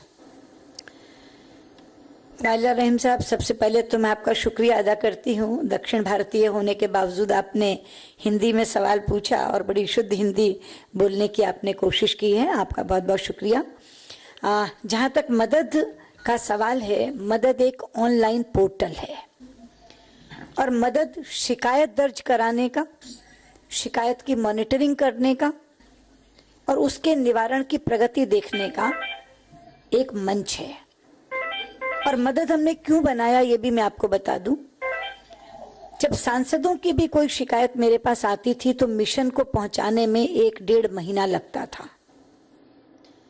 और बहुत से लोग आकर हमसे ये पूछते थे कि हमें तो शिकायत दर्ज करानी नहीं आती, हम कहाँ दर्ज कराएं, हमें पता ही नहीं कि हम अपनी शिकायत किसके पास दें। तब हम लोगों ने ये मदद का कॉन्सेप्ट बनाया कि कोई भी व्यक्ति मदद पे अपने घर से बैठकर, कहीं दूसरी जगह बैठकर, कहीं बेंच पर बैठकर भी अपनी शिकायत दर्ज करा सकता है और वो शिकायत तुरंत उस मिशन के उस संबंधित अधिकारी को उसी क्षण पहुंच जाएगी, उसी समय मिल जाएगी जब आप लिखना खत्म करेंगे। और इस मदद के अंदर हमने अवधियां डाली हुई हैं कि जैसे 1 सप्ताह के अंदर वो अधिकारी इस पर जरूर कोई कार्रवाई करेगा और उस कार्रवाई के बारे में लिखेगा। अगर वो नहीं लिखता तो ऑटोमेटिकली वो उससे सीनियर अधिकारी पर पहुंच जाती है। अगर वो भी समयावधि के अंदर तय नहीं करता और कोई कार्रवाई नहीं करता और उस पर कोई कमेंट नहीं लिखता तो फिर उससे ऊपर वाले पर पहुंच जाती है। और मदद की मॉनिटरिंग हम लोग स्वयं हेडक्वार्टर में बैठकर करते हैं, क्योंकि अगर किसी मिशन में कंप्लेंट्स बहुत पेंडिंग हो जाती हैं तो कलर कोडिंग हमने रखी है, वो मिशन का कलर रेड हो जाता है, तो हमें पता चल जाता है कि ये मिशन में शिकायतें इतने दिनों से लंबित पड़ी हैं, इनका कलर कोड रेड हो गया। तो इसलिए ये शिकायत दर्ज कराने का और शिकायत निवारण का एक बड़ा प्रभावी मंच बन गया है, जहां आप बिना किसी से पूछे केवल अपनी शिकायत दर्ज करा दीजिए, वो अपने आप उस अधिकारी तक पहुंच जाएगी और आगे उसकी प्रगति भी आपको पता चलती रहेगी। और मुझे आपको बताते हुए खुशी है कि अब इसको हमने मोबाइल ऐप से भी जोड़ दिया है। आप अपने केस की प्रगति अपने मोबाइल फोन पर भी देख सकते हैं कि आपका केस कहां पहुंचा है। तो शिकायत दर्ज कराने का जो एक मंच नहीं था वो हम लोगों ने मदद के माध्यम से आपको दिया है। जहां तक ई माइग्रेट का संबंध है, ई माइग्रेट इमिग्रेशन क्लियरेंस का और सभी इमिग्रेटेड वर्कर्स का एक डेटा रखने का हमारे पास एक ई गवर्नेंस का टूल है, जिसमें सारे रिक्रूटमेंट एजेंट्स का डेटा, सारे फॉरेन एम्प्लॉयर्स का डेटा और सारे इमिग्रेटेड वर्कर्स का डेटा वो हम लोगों को मिल जाता है। पहले ये पूरा काम बिखरा हुआ था और मैन्युअल था, इसलिए कहीं भी हमको कुछ पता ही नहीं चलता था, लेकिन अब ये पूरे का पूरा सिस्टम स्मूथ हो गया है। जो आपने दुबई के प्रधानमंत्री के भाषण की बात की वो सच है, उनको वहां शिकायत मिली थी, इसमें उन्होंने मंच से कहा था, 17 अगस्त को ये मीटिंग हुई थी प्रधानमंत्री जी की, और उन्होंने कहा था मैं 1 महीने का समय देता हूं, 17 सितंबर तक ये ठीक हो जाना चाहिए। मुझे आपको बताते हुए खुशी है कि जो समयावधि हमें दी थी प्रधानमंत्री जी ने, उसी के बीच में सभी स्टेक होल्डर्स की मीटिंग करके जो टीदिंग ट्रबल्स थी, इसमें और कोई कारण नहीं था, टीदिंग ट्रबल्स थी, जो प्रारंभिक कठिनाइयां आती हैं, वो सब हम लोगों ने इसकी दुरुस्त कर दी हैं और अब ये बहुत अच्छे से फंक्शन कर रहा है।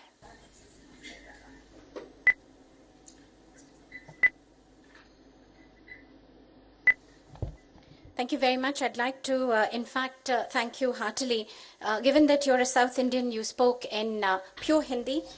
Once again, thank you. As far as Madad is concerned, this is an online portal where complaints can be registered, they can be monitored, and finally they can be resolved.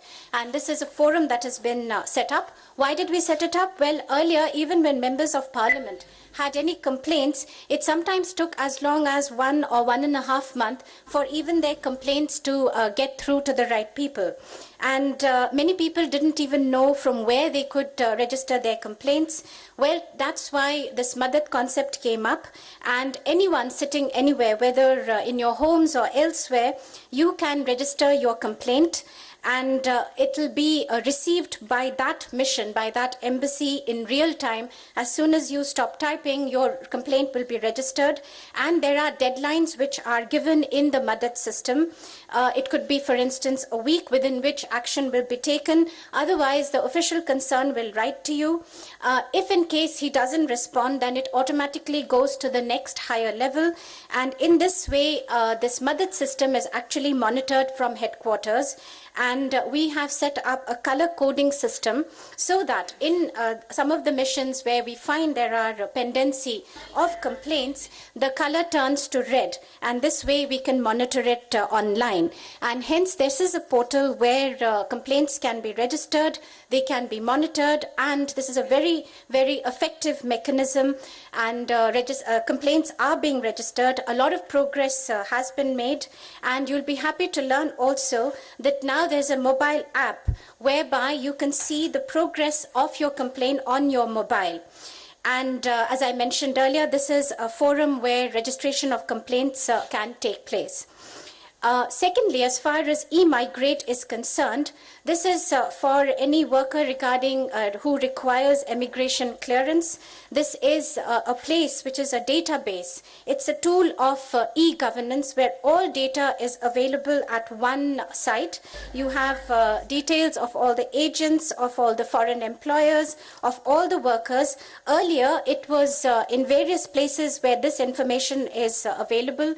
Today, because it is available under one particular site, therefore, things have become very smooth. And you're absolutely right. Our Prime Minister had in his speech in Dubai talked about improving the e-migrate mechanism. This has been done. That speech took place on the 17th of August, and he had given a month. And by the 17th of September, in fact, that was the deadline that was given to us by the Prime Minister. All the stakeholders, we sat down, we had deliberated, and we've come up with solutions. These were nothing but teething problems, and I can tell you now that it is functioning very well. From Dubai, we move on to Mauritius. Port Louis, you are now online with the External Affairs Minister. Your Excellency, Minister of External Affairs, Srimati Sushma Swaraj, the Excellencies, brothers and sisters from India, and brothers and sisters from the Indian diaspora. Greetings from Mauritius, from what Their Excellency called the unofficial ambassadors in the presence of the official ambassador of India. I am Amugampa Suraman, of Indian origin and very proud of my roots.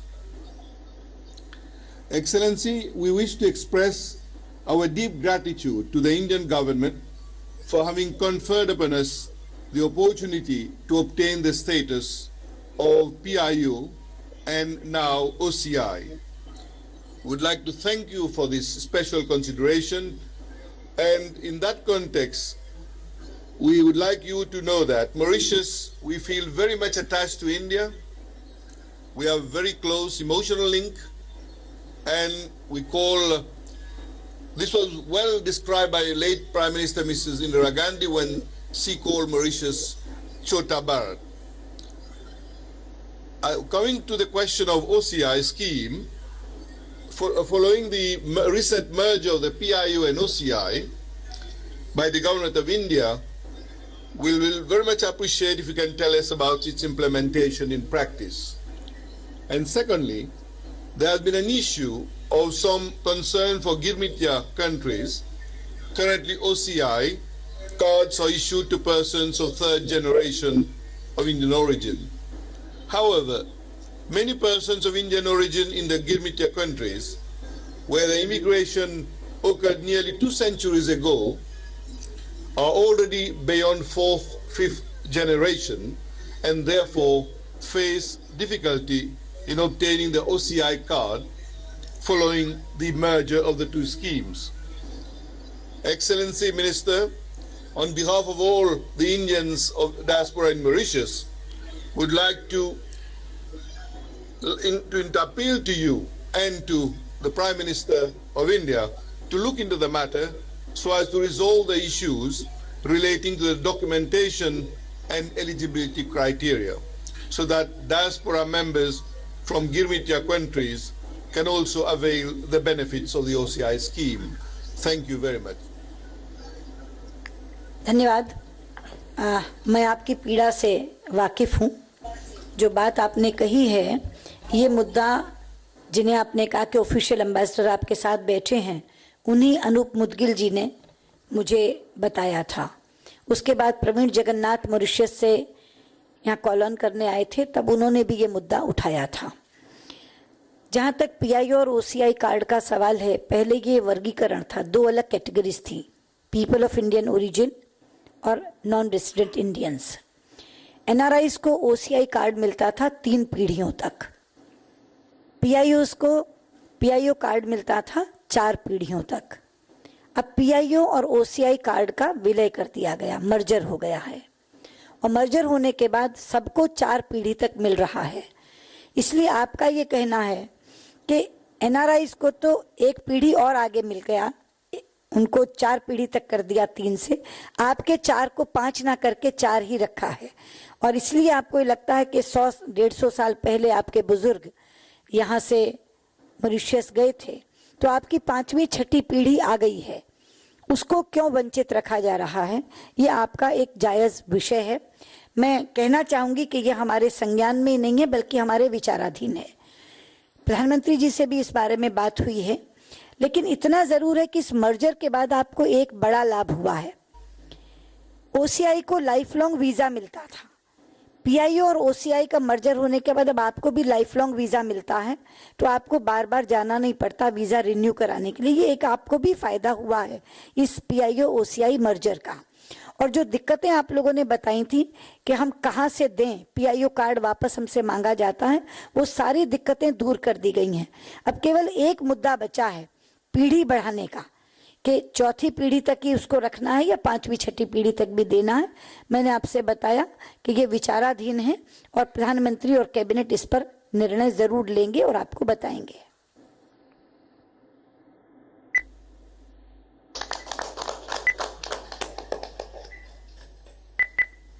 Thank you. I can, in fact, feel your pain. And this issue, in fact, as you mentioned, the official ambassador, Mr. Anup Mudgal, he was the one who first informed us about this problem. This was also raised by Mr. Parveen Jagannath when he came to call upon me, and he raised this issue. As far as OCI, Overseas Citizenship of India, and PIO card are concerned, earlier there were 2 separate categories. OCI was for non-resident Indians, and it was given, an OCI card was given till 3 generations. For people of a person of Indian origin, it was given up to the 4th generation. Now these 2 cards have been merged, and now it has been given to everyone till the 4th generation. So what you're saying is that for NRIs, 1 more generation has benefited, whereas for PIOs, only 4 generations have been covered and not the 5th or the 6th. It is true that your ancestors left India shores about 100-150 years ago, and the legitimate question is, why are 5th or 6th generation Indians not eligible for this card? Absolutely, your grievances is absolutely true, and this is currently under consideration. The PM has also discussed and deliberated on this, but I have to say that there is one benefit that PIO cardholders have got from the new scheme, and that is OCI cardholders used to get a lifelong visa, which now even the PIO cardholders get. So you too have benefited from the merger in some way, and also it has become easier to obtain this card. Now, as far as the one issue remains, and that is about the number of generations which are covered, it is now limited to the 4th generation. As I mentioned, this is under our consideration. The Prime Minister and the Cabinet is we are going to deliberate on this, and we will come up with a decision which will be conveyed to you. From Mauritius, we cross India and now begin to act east, and now we are going to Kuala Lumpur. Kuala Lumpur, you are online with the External Affairs Minister. Thank you. Our warm wishes from Kuala Lumpur to Honorable Minister and all the friends in the PIO diaspora from the 4 cities. We have only 2 parts to our request to the Minister. The first part is, what are some steps that can be taken to re-energize initiatives for outreach and engagement with the diaspora youth through language, culture, education, and capacity building. Our second statement on this is, we understand that the scholarship program for the diaspora children, SPDCs, administered by Exil, has been put on hold for 2015. Minister V. at Gopio would like to reiterate that the scholarship has been providing opportunities for obtaining tertiary education in India to underprivileged diaspora youth, and this should be continued. We propose 100 scholarships for the needy students in Malaysia. We would like to solicit Honourable Minister's views. Thank you. आपने Indian diaspora youth से outreach के संबंध में सवाल पूछा, यानी प्रवासी भारतीयों के जो बच्चे हैं और जो हमारी यंग जनरेशन है, युवा पीढ़ी, उसके साथ संपर्क बनाने के लिए हमने क्या किया है। मैं आपको बताना चाहूंगी कि हमारे यहाँ एक स्कीम है know India programme. Know India programme केवल पीआईओस कंट्रीज के लिए हम लोगों ने चलाई है, और ये नो इंडिया प्रोग्राम का मतलब है कि आइए और भारत को जानिए। इसमें 34 बैच अभी तक आ चुके हैं, 1053 बच्चे इसका लाभ उठा चुके हैं। इसमें हम 21 दिन के लिए उनको बुलाते हैं और किसी एक राज्य को पार्टनर बनाते हैं और फिर भारत का भ्रमण उन बच्चों को कराते हैं, और जो आपने लैंग्वेज, कल्चर, हेरिटेज शब्दों का इस्तेमाल किया, इस सब से उनको परिचित भी कराते हैं। एक हमारे यहाँ स्कीम है स्टडी इंडिया प्रोग्राम, जिसमें हम छोटे कोर्सेज के लिए इन स्टूडेंट्स को बुलाते हैं और वो केवल लैंग्वेज, कल्चर, हेरिटेज के बारे में ही होता है। 1 महीने का ये प्रोग्राम होता है जहां उन्हें उनसे परिचित कराते हैं। तीसरी बात जो आपने स्कॉलरशिप्स की, हम 100 बच्चों को स्कॉलरशिप्स देते हैं। 50 बच्चे पीआईओ कंट्रीज के होते हैं और 50 एनआरआई कंट्रीज से एनआरआईज होते हैं जिनको ये स्कॉलरशिप्स दिए जाते हैं। आपने बहुत सही सवाल उठाया कि इस बार हम उसको नहीं दे रहे, बंद हमने किया है, और जबकि ये जारी रहना चाहिए। हमने बंद इसलिए नहीं किया है कि जारी नहीं रखा जाएगा, बल्कि हमने इस साल नामांकन इसलिए नहीं लिए हैं क्योंकि हम इस स्कीम को बेहतर बनाना चाहते हैं, इसमें सुधार करना चाहते हैं। अभी तक जो इसमें लिस्ट थी, जिन स्कूलों में ये बच्चे जाते थे, वो बहुत प्रतिष्ठा प्राप्त नहीं थे, साधारण स्कूल्स या साधारण संस्थाएं थी। हम लोग ये चाहते हैं कि जिन बच्चों को हम स्कॉलरशिप दें वो प्रतिष्ठित जगह जाएं पढ़ने के लिए, अच्छी संस्थाओं में जाएं। उस लिस्ट को हम बदलें। और जहां तक आपने कहा कि 100 स्कॉलरशिप मलेशिया को दें, तो आपको मालूम है टोटल स्कॉलरशिप ये 100 हैं, तो वो 100 के 100 मलेशिया को दे देंगे तो बाकी को क्या करेंगे। लेकिन जब हम ये सुधार करेंगे तो हो सकता है हम इसकी संख्या भी बढ़ाएं, और संख्या जब बढ़ेगी तो हर देश को कितनी मिलेगी ये तय हो सकता है। उसमें मलेशिया को आज तक मिलने वाली संख्या बढ़ सकती है, लेकिन ये सारी चीजें विचाराधीन है। स्कॉलरशिप हम खत्म नहीं करेंगे, ये स्कीम खत्म नहीं करेंगे, ये इतना मैं आपको आश्वस्त कर सकती हूँ।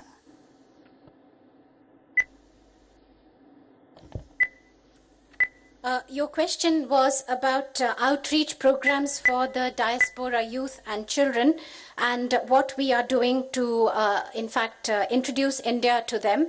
I'd like to tell you we have what is known as a No India program, and this is restricted to the PIO countries where youth, children come and actually discover India. So far we have received 34 batches. 1,053 students have been covered, and this goes on for 21 days. One state in India in particular is chosen as a partner, and the children go around, have a tour, and things that you mentioned, that is get to know the language, culture and the heritage. There is another program which is known as the Study India program. These are very short courses. They last only 1 month, and again they are concentrated on language, culture and heritage, and India is introduced to them in this manner. Thirdly is the issue of scholarships. About the 100 scholarships that we give, 50 are given to PIOs and 50 are given to NRIs. And your question was that why has this now been stopped? Well, I'd just like to tell you that it hasn't been stopped. We have not taken nominations this year because we are bringing in reforms. We'd like to make the program better, because under the scholarship, the list of institutions that were covered earlier were not very reputed. They were very ordinary institutions. And it is our endeavor and wish that the institutions which are covered under this scholarship should be good and reputed institutions, and hence the list is being changed. As far as 100 scholarships for Malaysia are concerned, well, the total number of scholarships is 100, so I'm sorry we cannot give 100 to Malaysia, but this program is being reformed, and maybe there will be an increase in the number of scholarships in total, and which country will get how many. There also the number of scholarships given to Malaysia can increase. As I said, this is under consideration, and it is our endeavor to make it better, and we'll soon come up with a decision. From Kuala Lumpur, we move on now to Singapore. Singapore, you are online.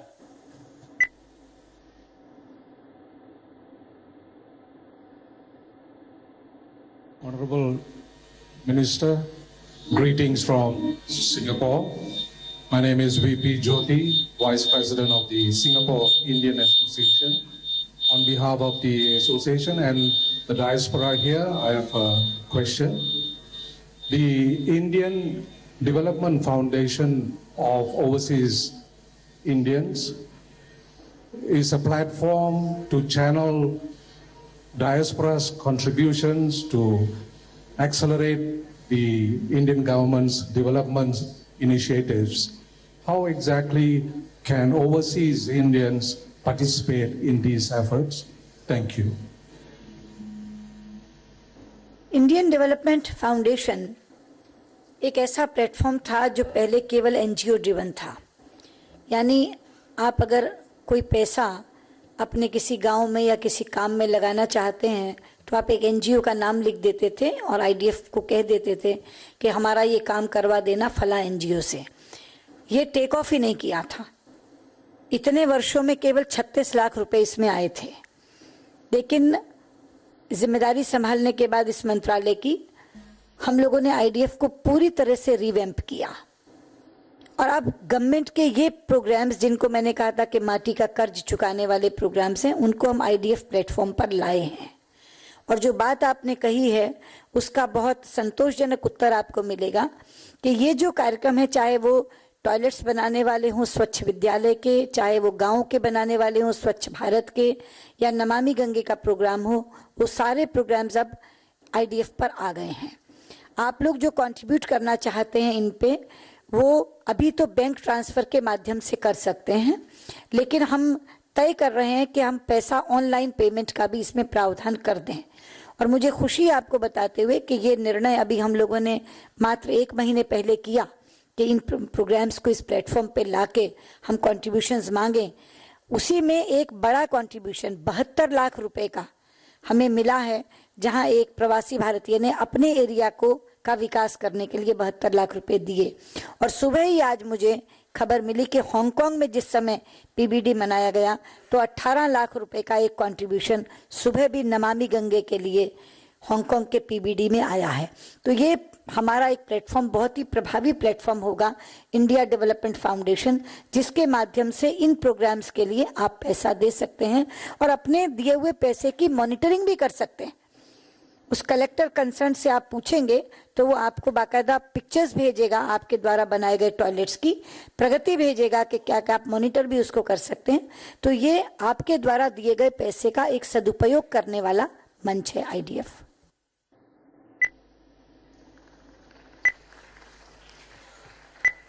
The India Development Foundation for Overseas Indians, this is a platform that was earlier only NGO driven. That is, in case you wanted to build something in a village, etc., you had to give the name of the NGO and they would then implement it.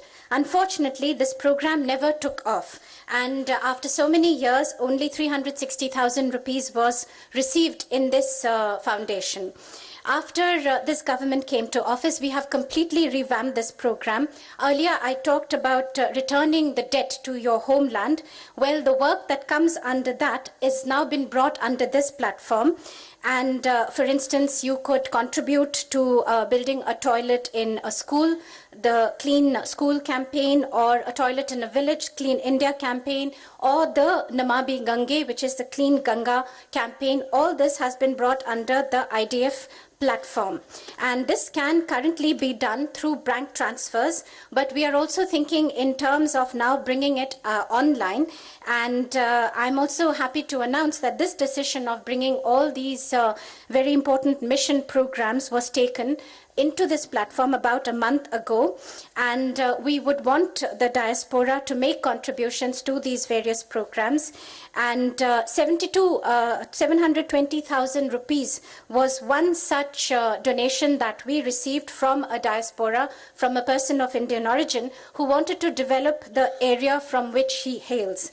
And this morning I was told that the Pravasi Bharatiya Divas, which is being celebrated in Hong Kong, there was one single contribution of 180,000 rupees by a single person.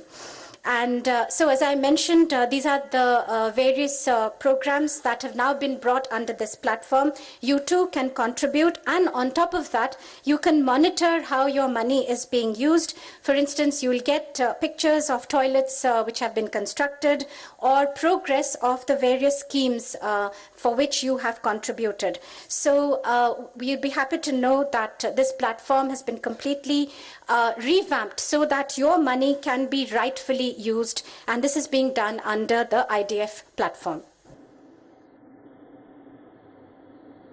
We'll have one final round of questions. So we return back now to the country of Right Honourable Preeti Patel. London, please ask your second question.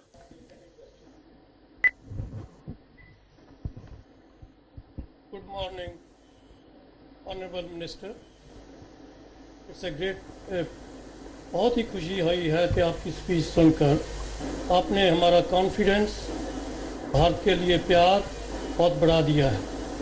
हमारे को, मैं आपको अपने आप को introduce करा दूं। मेरा नाम है रेशम सिंह संधू।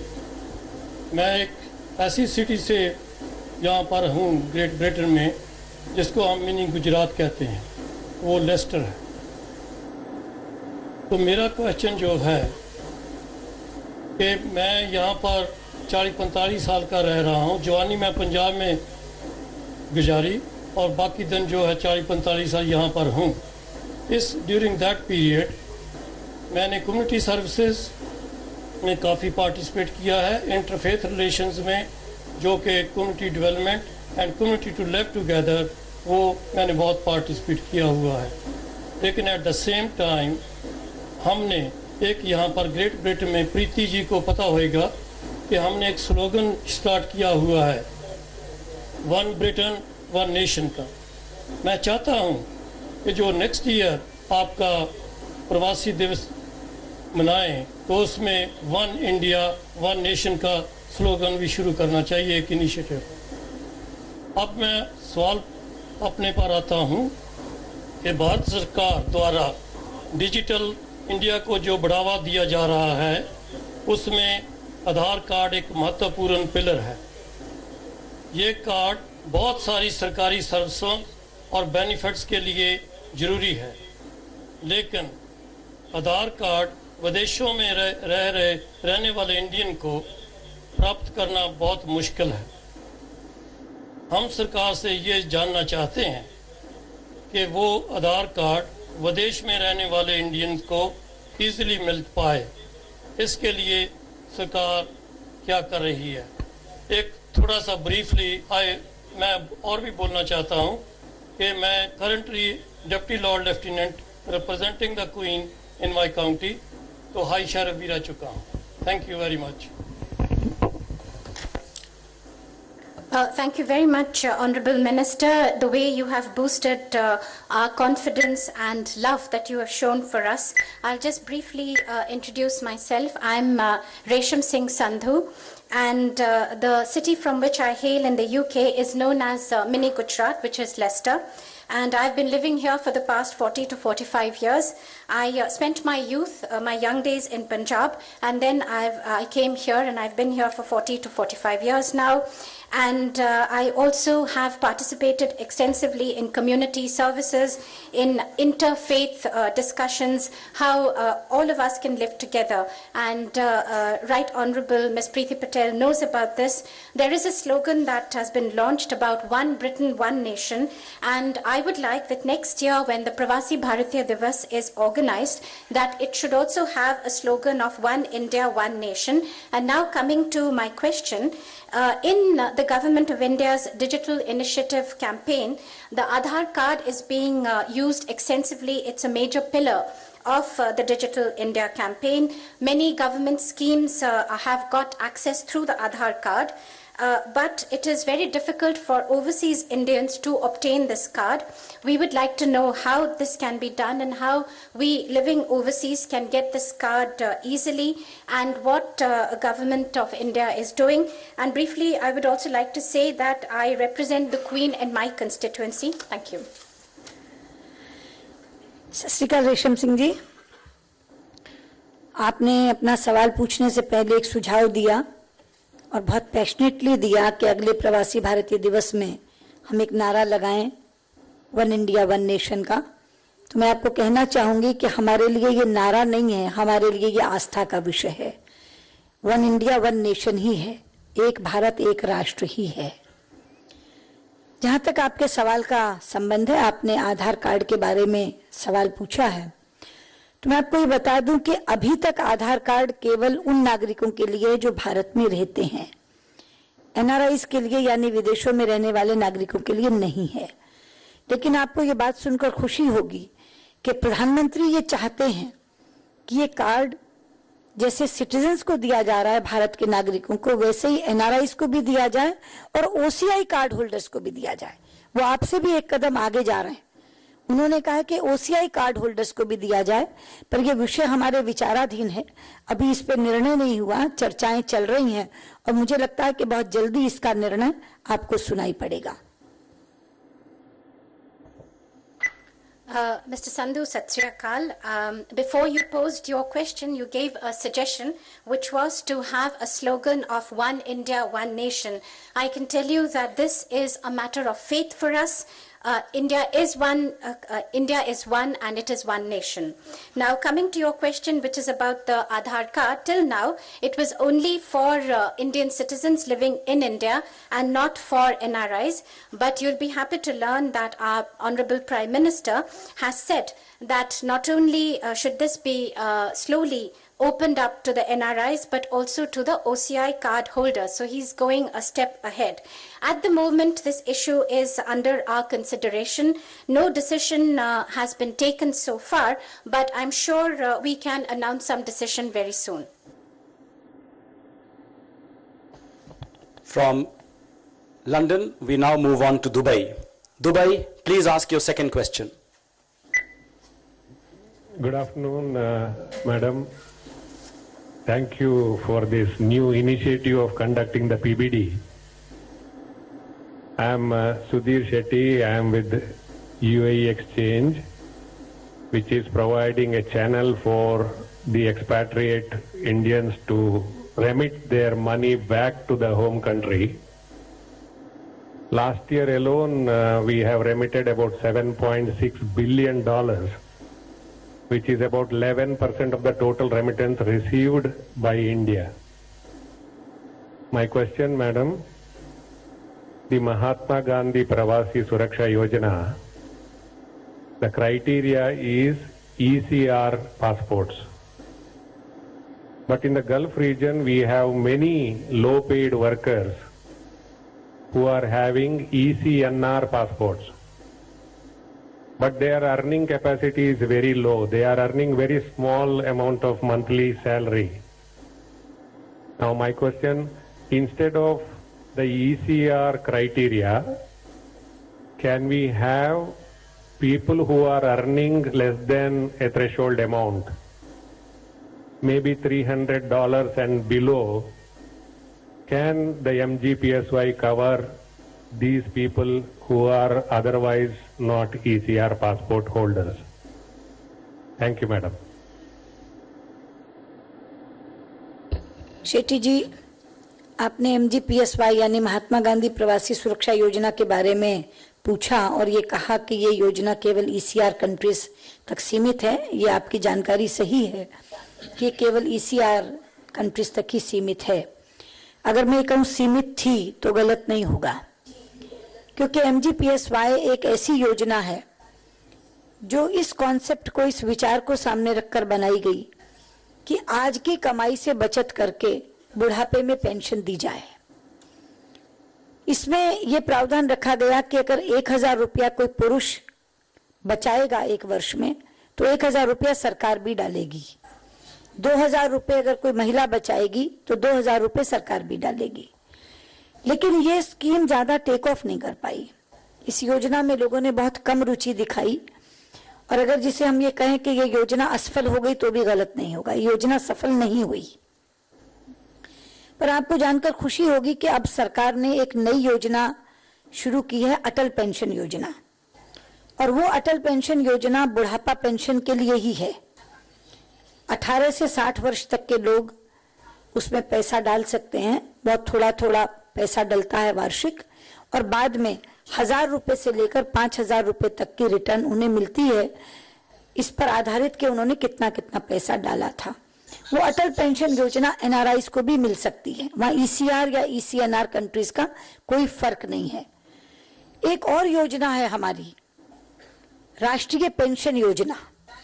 उस राष्ट्रीय पेंशन योजना का लाभ भी NRIs उठा सकते हैं। वो राष्ट्रीय पेंशन योजना में 6000 रुपए मिनिमम वार्षिक देना पड़ता है, और उसी तरह से अगर 6000 दिया तो बुढ़ापे में ज्यादा कम मिलेगा, 12000 दिया तो ज्यादा मिलेगा। वो एक योजना भी है। लेकिन ये योजना हमने जो MGPSY जिसका आप जिक्र कर रहे थे, ये हमने अप्रैल 2015 से बंद कर दी है। तो अब ये योजना है ही नहीं। तो आपका जो प्रश्न है कि NCR से अलग लोगों के लिए भी ये कर दी जाए, तो ये तो NCR के लिए भी समाप्त हो गई है।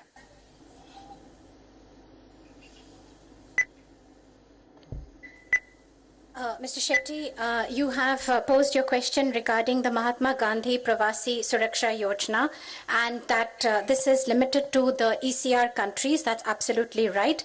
I may say that it was limited because this scheme, this MGPSY, the concept was built on the philosophy that while you're earning today and you put aside some money for your old age pension, and this was that if any man set aside rupees 1000 per year, or any woman set aside rupees 2000 per year, this would then add up and you would get a return after your retirement. But this scheme never took off, and there was very little interest, and I can go to the extent to say that this scheme was not successful. And you'll be happy to know that we have launched a new scheme, which is the Atal Pension Yojana. And this is an old age pension scheme. People between the ages 18 to 60 can contribute, and they will be getting returns once they retire. And this is between 1,000 to 5,000 is the return. And this is for all NRIs, and there is no difference, in fact, between ECR and ECNR countries anymore.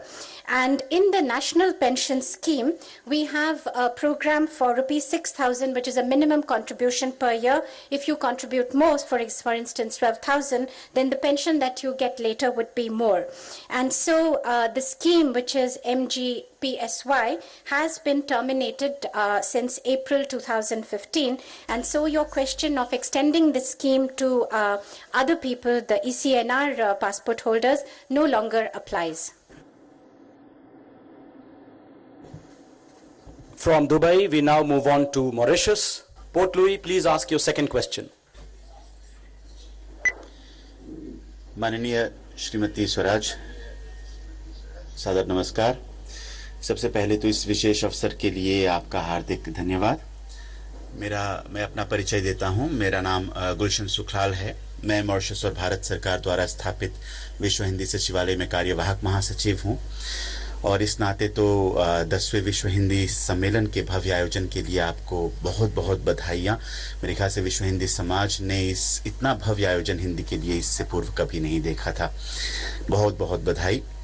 ये भी आपको बताना चाहेंगे कि आपने अगले सम्मेलन को मॉरिशस में आयोजित करने का जो निर्णय लिया है उसको हम बहुत विनम्रता और प्रतिबद्धता के साथ स्वीकार करते हैं। हमारी तरफ से उसके लिए पूरा प्रयास हो रहा है और आपके आशीर्वाद और मार्गदर्शन की हमें हमेशा आवश्यकता रहेगी।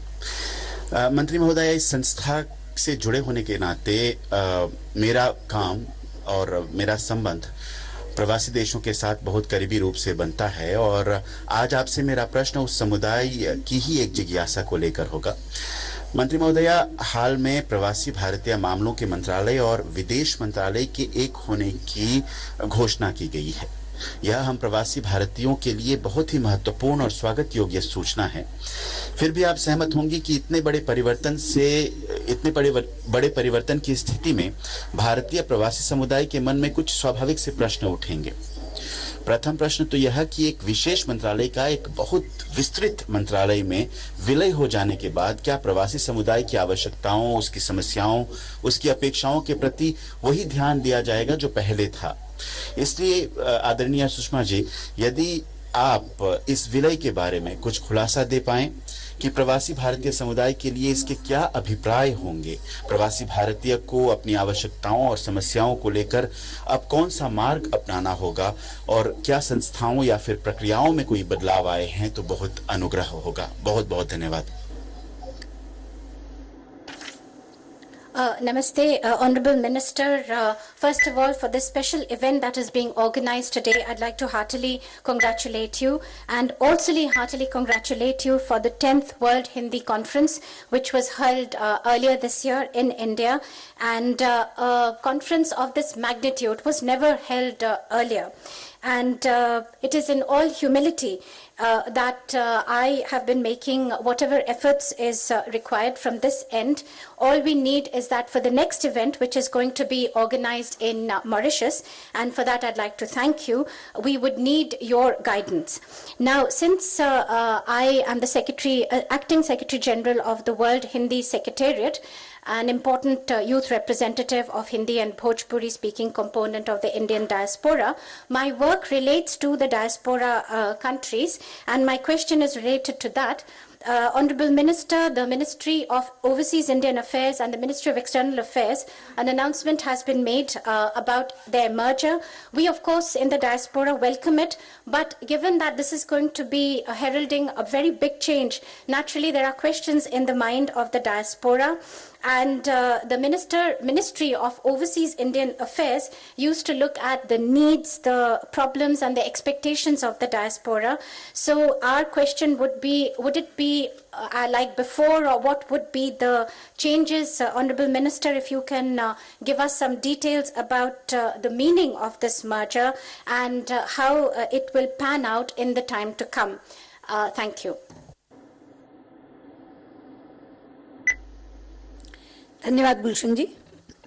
सबसे पहले तो मैं आपको धन्यवाद देना चाहूंगी कि आपने 10वें विश्व हिंदी सम्मेलन की सफलता के लिए हमें बधाई दी।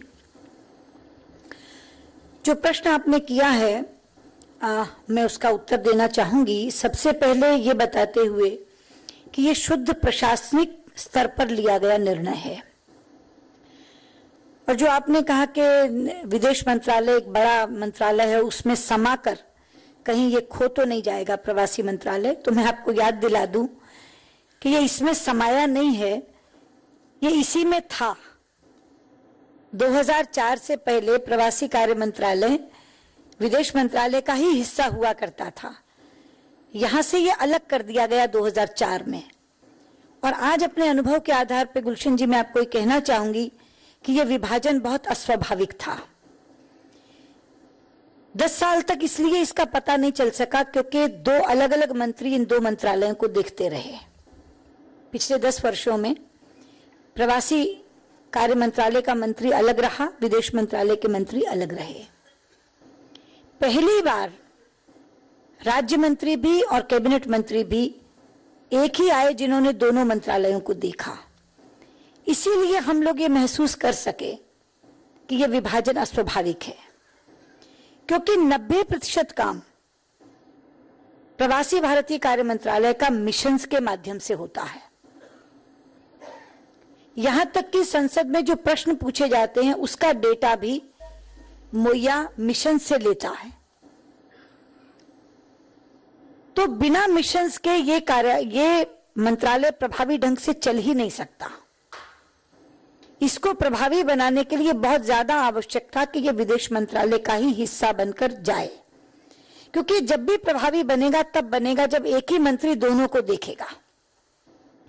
और अगर एक ही मंत्री ने दोनों मंत्रालयों को हमेशा देखना है तो फिर मंत्रालय एक क्यों ना कर दो, अलग से एक तामझाम रखने की क्या आवश्यकता है। जो आपने कहा कि ये डर है मन में कि प्रवासी कहाँ जाएंगे, कैसे काम होगा, सबसे पहले तो मैं बता दूं कि डरने की कोई आवश्यकता नहीं है। जो योजनाएं मोया के द्वारा, प्रवासी भारतीय कार्य मंत्रालय के द्वारा चलाई गई थी, वो सारी योजनाएं जारी रहेंगी और शायद बेहतर ढंग से जारी रहेंगी। उन सबकी समीक्षा करके हम उनको और बेहतरी की तरफ लेकर के जाएंगे, लेकिन वो सारी की सारी योजनाएं जारी रहेंगी। पर जैसे मैंने अभी कहा कि अगर कोई भारतीय फंसता है बाहर, तो वास्तव में तो उसे मोया को संबोधित करना चाहिए, लेकिन मोया में वो कोई शिकायत नहीं करता, वो शिकायत विदेश मंत्रालय में करता, वो ट्वीट विदेश मंत्री को करता है। ये दीगर बात है कि मैं मोया की भी मंत्री हूं और मैं चूंकि दोनों की मंत्री थी, इसलिए इस बात को समझ पाई कि अगर इस मंत्रालय को प्रभावी ढंग से चलाना है तो इसे विदेश मंत्रालय का हिस्सा बनकर ही चलाना होगा, वरना अगर फिर कभी किसी समय दोनों मंत्री अलग अलग हो जाएंगे तो ये मंत्रालय फिर से निष्प्रभावी हो जाएगा। इसलिए बिल्कुल किसी तरह का भय रखने की जरूरत नहीं है। ये बहुत ज्यादा एक अच्छा प्रशासनिक कदम है, जिसे कहते हैं कि गुड गवर्नेंस की तरफ लिया गया एक कदम है।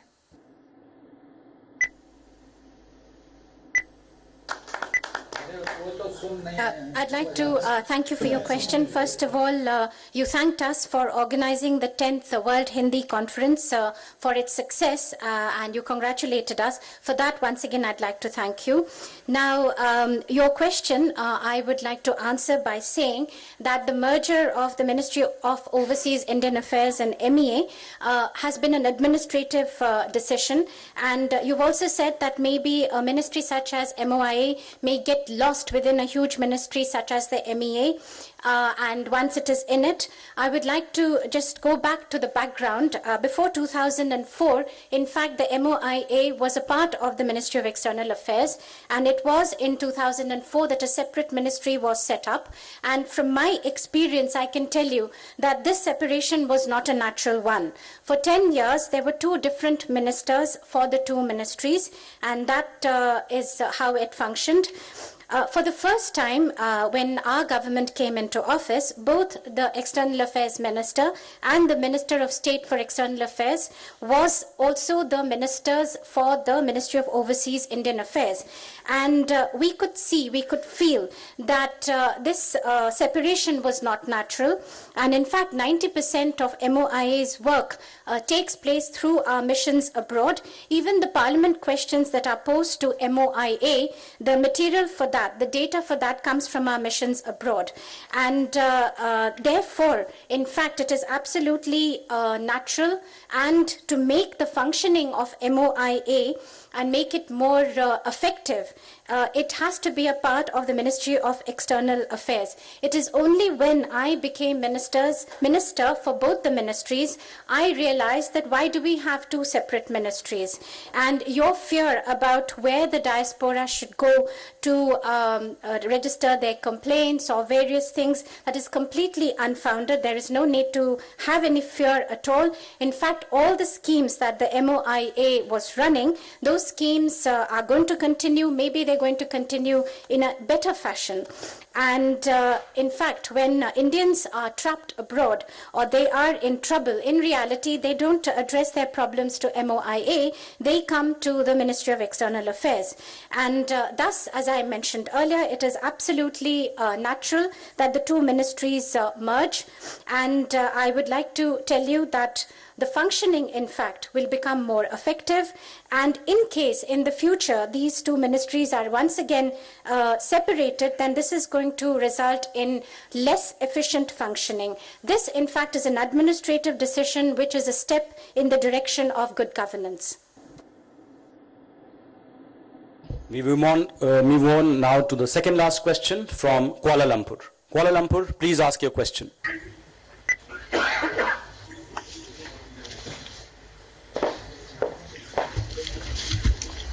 Good evening.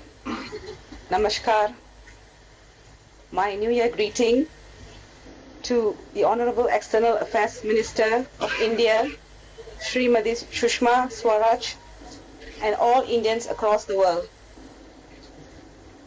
It is a great honor and privilege, Madam Minister, to partake in this direct dialogue session with you.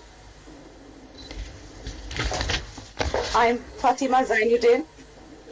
I'm a corporate lawyer by profession. I'm also the National Women Wing Chief of Malaysian Indian Muslim Congress, a political party representing the Indian Muslim community in Malaysia. We have worked very closely with your High Commission here in resolving many issues regarding people of Indian origin. In this regard, I would like to extend my heartfelt appreciation to your Indian government and your High Commission here. I have two questions, Madam Minister.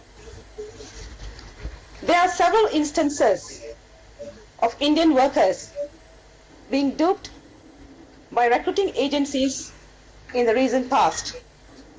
What are the measures that the government of India is taking to ensure welfare of domestic workers working abroad? Secondly, it is a common concern that many Indian female workers face hurdles when it comes to working abroad. We would like to know from you, Madam Minister, what the ministry is doing to facilitate their travel and working conditions. Thank you. शुक्रिया। आपने जो सवाल पूछे हैं, एक workers के बारे में पूछा है और एक महिला वर्कर्स के बारे में पूछा है। जहाँ तक वर्कर्स का सवाल है, अभी अगर आप इस पूरी इंटरेक्शन को सुन रही हैं तो आपने देखा होगा कि मैंने मदद और ई माइग्रेट दो इनिशिएटिव्स के बारे में बात की। ये मदद और ई माइग्रेट उन वर्कर्स की ही सहायता के लिए बनाए गए हैं जो वहां पर जाकर फंस जाते हैं। ई माइग्रेट सिस्टम जब से शुरू हुआ है तब से, जैसा मैंने बताया था, कि सारे recruitment agents, foreign employers, immigrated workers, उन सबका डेटा हमारे पास होता है और जो धांधली होती थी मैनुअल करने में वो खत्म हुई है। मदद एक ऐसा पोर्टल है जहां कोई भी वर्कर हमें लिख सकता है और शिकायत दर्ज करा सकता है। उसके अलावा जो मैंने आपसे कहा था कि डायरेक्टली लोग ट्वीट्स करते हैं, मैंने जो 2 ट्वीट्स का जिक्र किया वो इंडिविजुअल ट्वीट्स थे, लेकिन मैं आपसे कहती हूँ कि रोज, क्योंकि मैं रात को 1 घंटा अपने ट्विटर पर बैठती हूँ और ट्वीट्स देखती हूँ, रोजाना मुझे 8-10 ट्वीट्स ऐसे आते हैं, खास तौर पे जो खाड़ी के देशों में और मलेशिया में काम कर रहे हैं, जिनकी शिकायत होती है कि हमारा पासपोर्ट एम्प्लॉयर ने रख लिया, हमें वेतन नहीं देते, हम सड़क पर पड़े हैं, ना कोई रहने की जगह है, ना कोई खाने की चीज है। हम तुरंत एम्बेसी से संपर्क करते हैं, एम्बेसीज एक्टिव होती हैं, उनको निकालती भी हैं। अगर मैं कहूं कि पुराने 10 दिन में भी हम लोगों ने 10 ग्रुप्स निकाले होंगे। अभी ईरान से 67 लोगों का ग्रुप आ रहा है मलेशिया से ही। तिरुमूर्ति जी ने, जिनको आप अप्रिशिएट कर रही थी, मैंने भी बहुत अप्रिशिएट किया था उस समय, 40 लोगों का एक ग्रुप निकाल कर दिया था। लेकिन यहाँ मैं एक बात कहना चाहूंगी, आप एडवोकेट हैं, आप इन लोगों से जरूर एक बात कहिए कि ये अनरजिस्टर्ड एजेंट्स के माध्यम से ना जाएं। ये हमारी एडवाइस नहीं मानते। वर्कर ज्यादातर वो फंसते हैं जो अनरजिस्टर्ड रिक्रूटमेंट एजेंट के माध्यम से जाते हैं।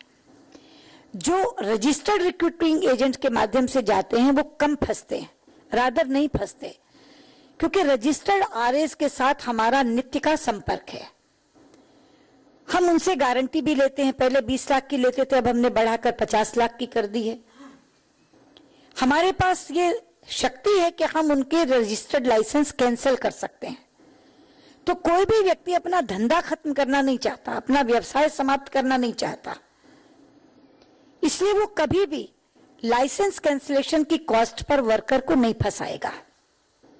पर ये अनरजिस्टर्ड जो एजेंट्स हैं, इनके ऊपर हमारा किसी तरह का कोई दबाव नहीं है।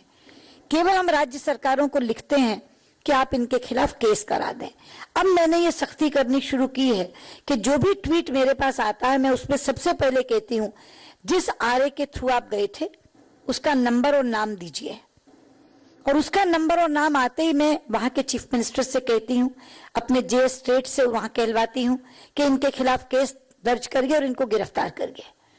जब तक यहां उन पर सख्ती नहीं होगी तब तक ये वर्कर्स नहीं ठीक हो सकेंगे। लेकिन इन वर्कर्स से भी मेरा बार बार निवेदन है, जैसे मैंने तब कहा था अपनी बात कहते हुए एडवाइजरी के बारे में कि हमारी सलाह मानिए, कृपया इन वर्कर्स से मेरा हाथ जोड़ के निवेदन है कि आप अनरजिस्टर्ड अनस्क्रूपलस एजेंट्स के माध्यम से मत जाइए, आप केवल रजिस्टर्ड एजेंट्स के माध्यम से जाइए, तो हम आपकी सुरक्षा ज्यादा कर सकेंगे। जहां तक विमेन वर्कर का सवाल है, आपकी बात बिल्कुल सही है, और ये विषय यहाँ बहुत बड़ा बना था, और इसीलिए हमने ये चाहा था एक बार तो कि हम महिला वर्कर्स को, यानी हाउस मेड्स को जाने पर बैन लगा दें। कई कंट्रीज ने लगाया, नेपाल ने लगाया, श्रीलंका ने लगाया, लेकिन मैंने केवल इसी विषय पर अपने सांसदों की कंसल्टेटिव कमेटी बुलाई थी। वहां यह सहमति नहीं बनी कि पूरी तरह से बैन लगा दिया जाए, पर एक सहमति बनी कि हम केवल उनको सरकारी एजेंसियों के माध्यम से ही भेजें, आरएस के माध्यम से ना भेजें। और आरएस की भी मैंने मीटिंग ली थी, वहां आरएस में भी यही सहमति बनी थी कि आप हमारे माध्यम से मत भेजिए, केवल सरकारी एजेंसियों के माध्यम से भेजिए। वो निर्णय लिया जा चुका है, उसको अभी बस हमको नोटिफाई करना है। तो एक बार केवल सरकारी एजेंसियों के माध्यम से ये महिला वर्कर्स जाएंगी तो इनकी सुरक्षा सुनिश्चित होगी।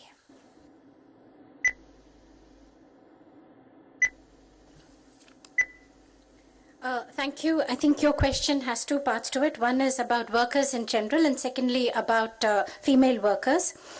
If you heard what I said earlier, we have taken two initiatives. One is the Madad portal and one is the e-migrate portal. And I talked about how workers can register their complaints on the Madad portal. And in fact, the workers who face problems and get into a very tight situation are the ones who go through the unregistered agents. I mentioned earlier that in the e-migrate portal, you have the entire database of foreign employers, recruitment agents, the workers themselves. And in this way, we've been able to lessen to a large extent the scams that used to take place earlier. And in fact, I talked about two individual tweets earlier in my speech. I look at my Twitter handle late at night for 1 hour, and I receive about on a daily basis 8 to 10 tweets, and especially these come from the Gulf countries and from Malaysia, where people say that either their employers have taken away their passports, they've not been given their salaries, they are without any shelter, without food.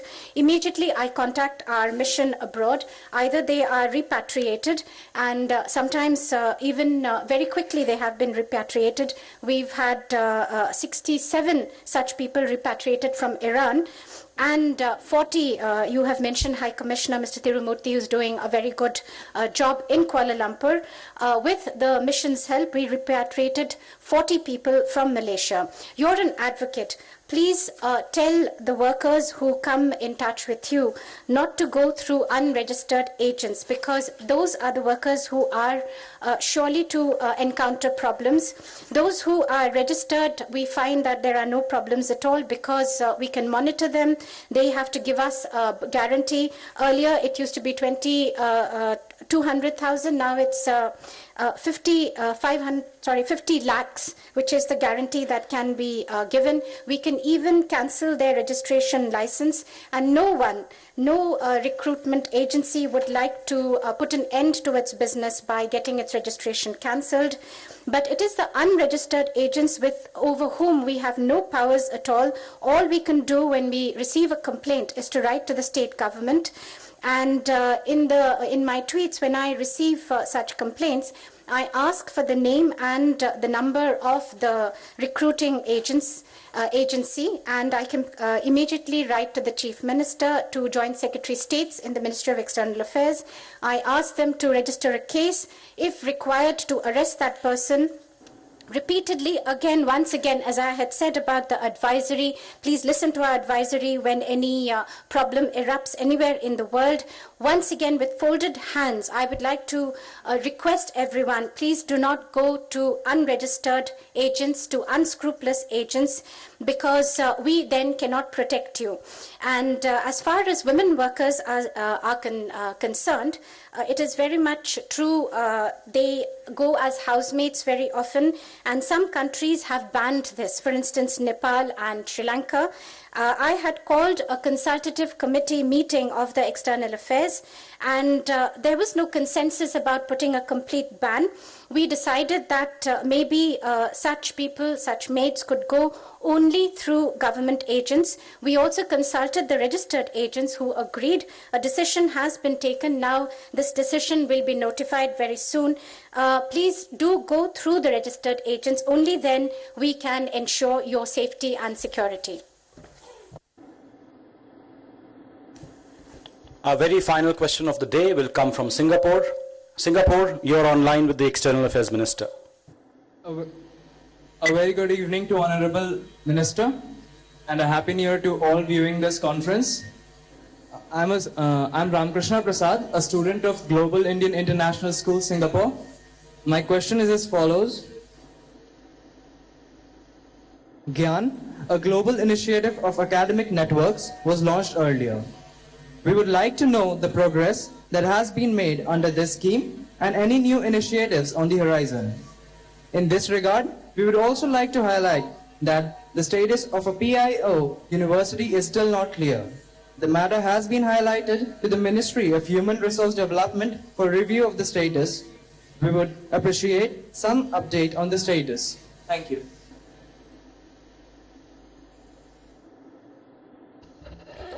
धन्यवाद रामकृष्ण प्रसाद। आपने जो सवाल पूछा है ज्ञान के बारे में, ये ह्यूमन रिसोर्स डेवलपमेंट मिनिस्ट्री का इनिशिएटिव है, और इस इनिशिएटिव के अंतर्गत ये तय किया गया है कि भारत में जो प्रतिष्ठित शिक्षण संस्थाएं हैं, जैसे IITs हैं, IIMs हैं, साइंस इंस्टीट्यूट्स हैं, उनमें बाहर के लोग भी आकर के फैकल्टी के तौर पे पढ़ाएं। छोटा पीरियड हो उनका, एक पूरा सेमेस्टर पढ़ाएं, नहीं तो सेमेस्टर से भी कम समय में पढ़ाएं। उसके लिए उनको एक लमसम अमाउंट दिया जाएगा, उनके रहने खाने का प्रबंध किया जाएगा। ये एक इनिशिएटिव है ज्ञान। उसमें हम लोग ये जरूर चाहते हैं कि बाहर से जो पढ़ाने के लिए आए, उसमें ज्यादा से ज्यादा इंडियन डायस्पोरा से जुड़े हुए लोग हों, क्योंकि इंडियन डायस्पोरा से जुड़े हुए लोग आएंगे तो भारतीय परिवेश को भी जानते होंगे, यहाँ के बच्चों की पृष्ठभूमि को भी जानते होंगे, और उनको उसी स्टाइल से पढ़ा सकेंगे और अपने एक्सपोजर का लाभ उनको दे सकेंगे। जहां तक आपने यूनिवर्सिटी की बात की है, NRI PIO यूनिवर्सिटी, ये विचार जरूर आया था, HRD मिनिस्ट्री में इस पे चर्चा भी हुई थी, लेकिन सोचा ये जा रहा है कि अलग से कोई NRI यूनिवर्सिटी बनाने की बजाय बेहतर ये होगा कि NRIs के बच्चे जो विश्वविद्यालय हमारे यहाँ हैं उनमें पढ़ें तो ज्यादा बेहतर होगा, वरना एक अलग क्लास खड़ी हो जाएगी NRI यूनिवर्सिटी की। तो बेहतर यह है कि जो विश्वविद्यालय, जो यूनिवर्सिटीज हमारे यहाँ चल रही हैं, उनमें NRIs के लिए और सीटें बढ़ा दी जाएं। अभी भी उनके लिए कोटा है, फॉरेन स्टूडेंट्स के लिए, जिसमें एनआरआईज का कोटा अलग है फॉरेन स्टूडेंट्स में, पर उनके लिए और सीटें बढ़ा दी जाएं, लेकिन उनको उन्हीं विश्वविद्यालयों में पढ़ाया जाए। इसलिए अभी तक कोई पॉजिटिव इंडिकेशन एनआरआई यूनिवर्सिटी के बारे में नहीं मिला है।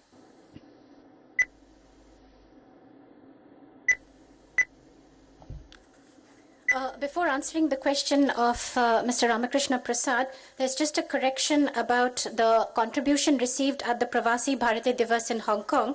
It is 25 lakh rupees and not 18 lakhs as was mentioned earlier.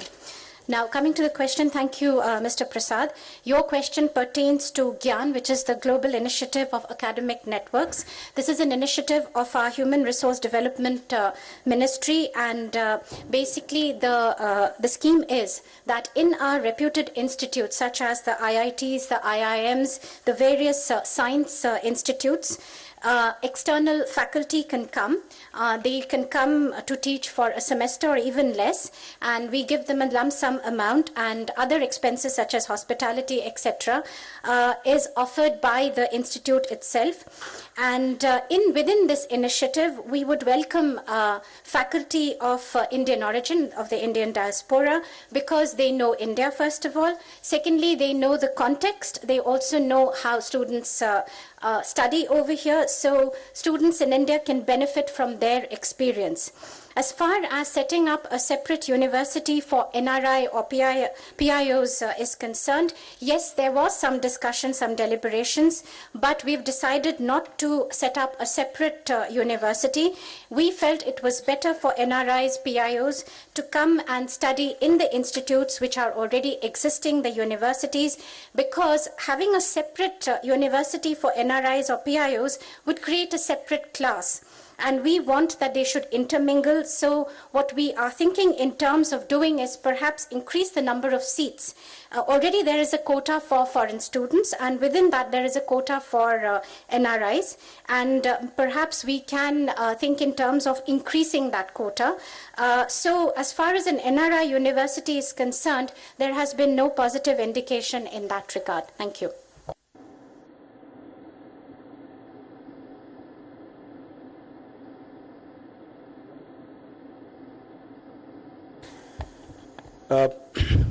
With that, we come to a close of the 14th Bharatiya Divas. I would like to thank the Right Honourable Preeti Patel for gracing this occasion with her presence. I would like to thank the Honourable External Affairs Minister for taking this initiative. It was entirely her idea to have this virtual but direct dialogue with our diaspora all across the world. I would like to thank Nilakshi Saha Sinha for the excellent translation that she provided continuously for over an hour. I would like to thank all our Indian missions and posts abroad for participating in this unique event. And finally, I would like to thank each and every one of you for taking time out on a Saturday afternoon to come and join us for the 14th Pravasi Bharatiya Divas. We come to a close of this function. May I now invite all of you to join us for high tea.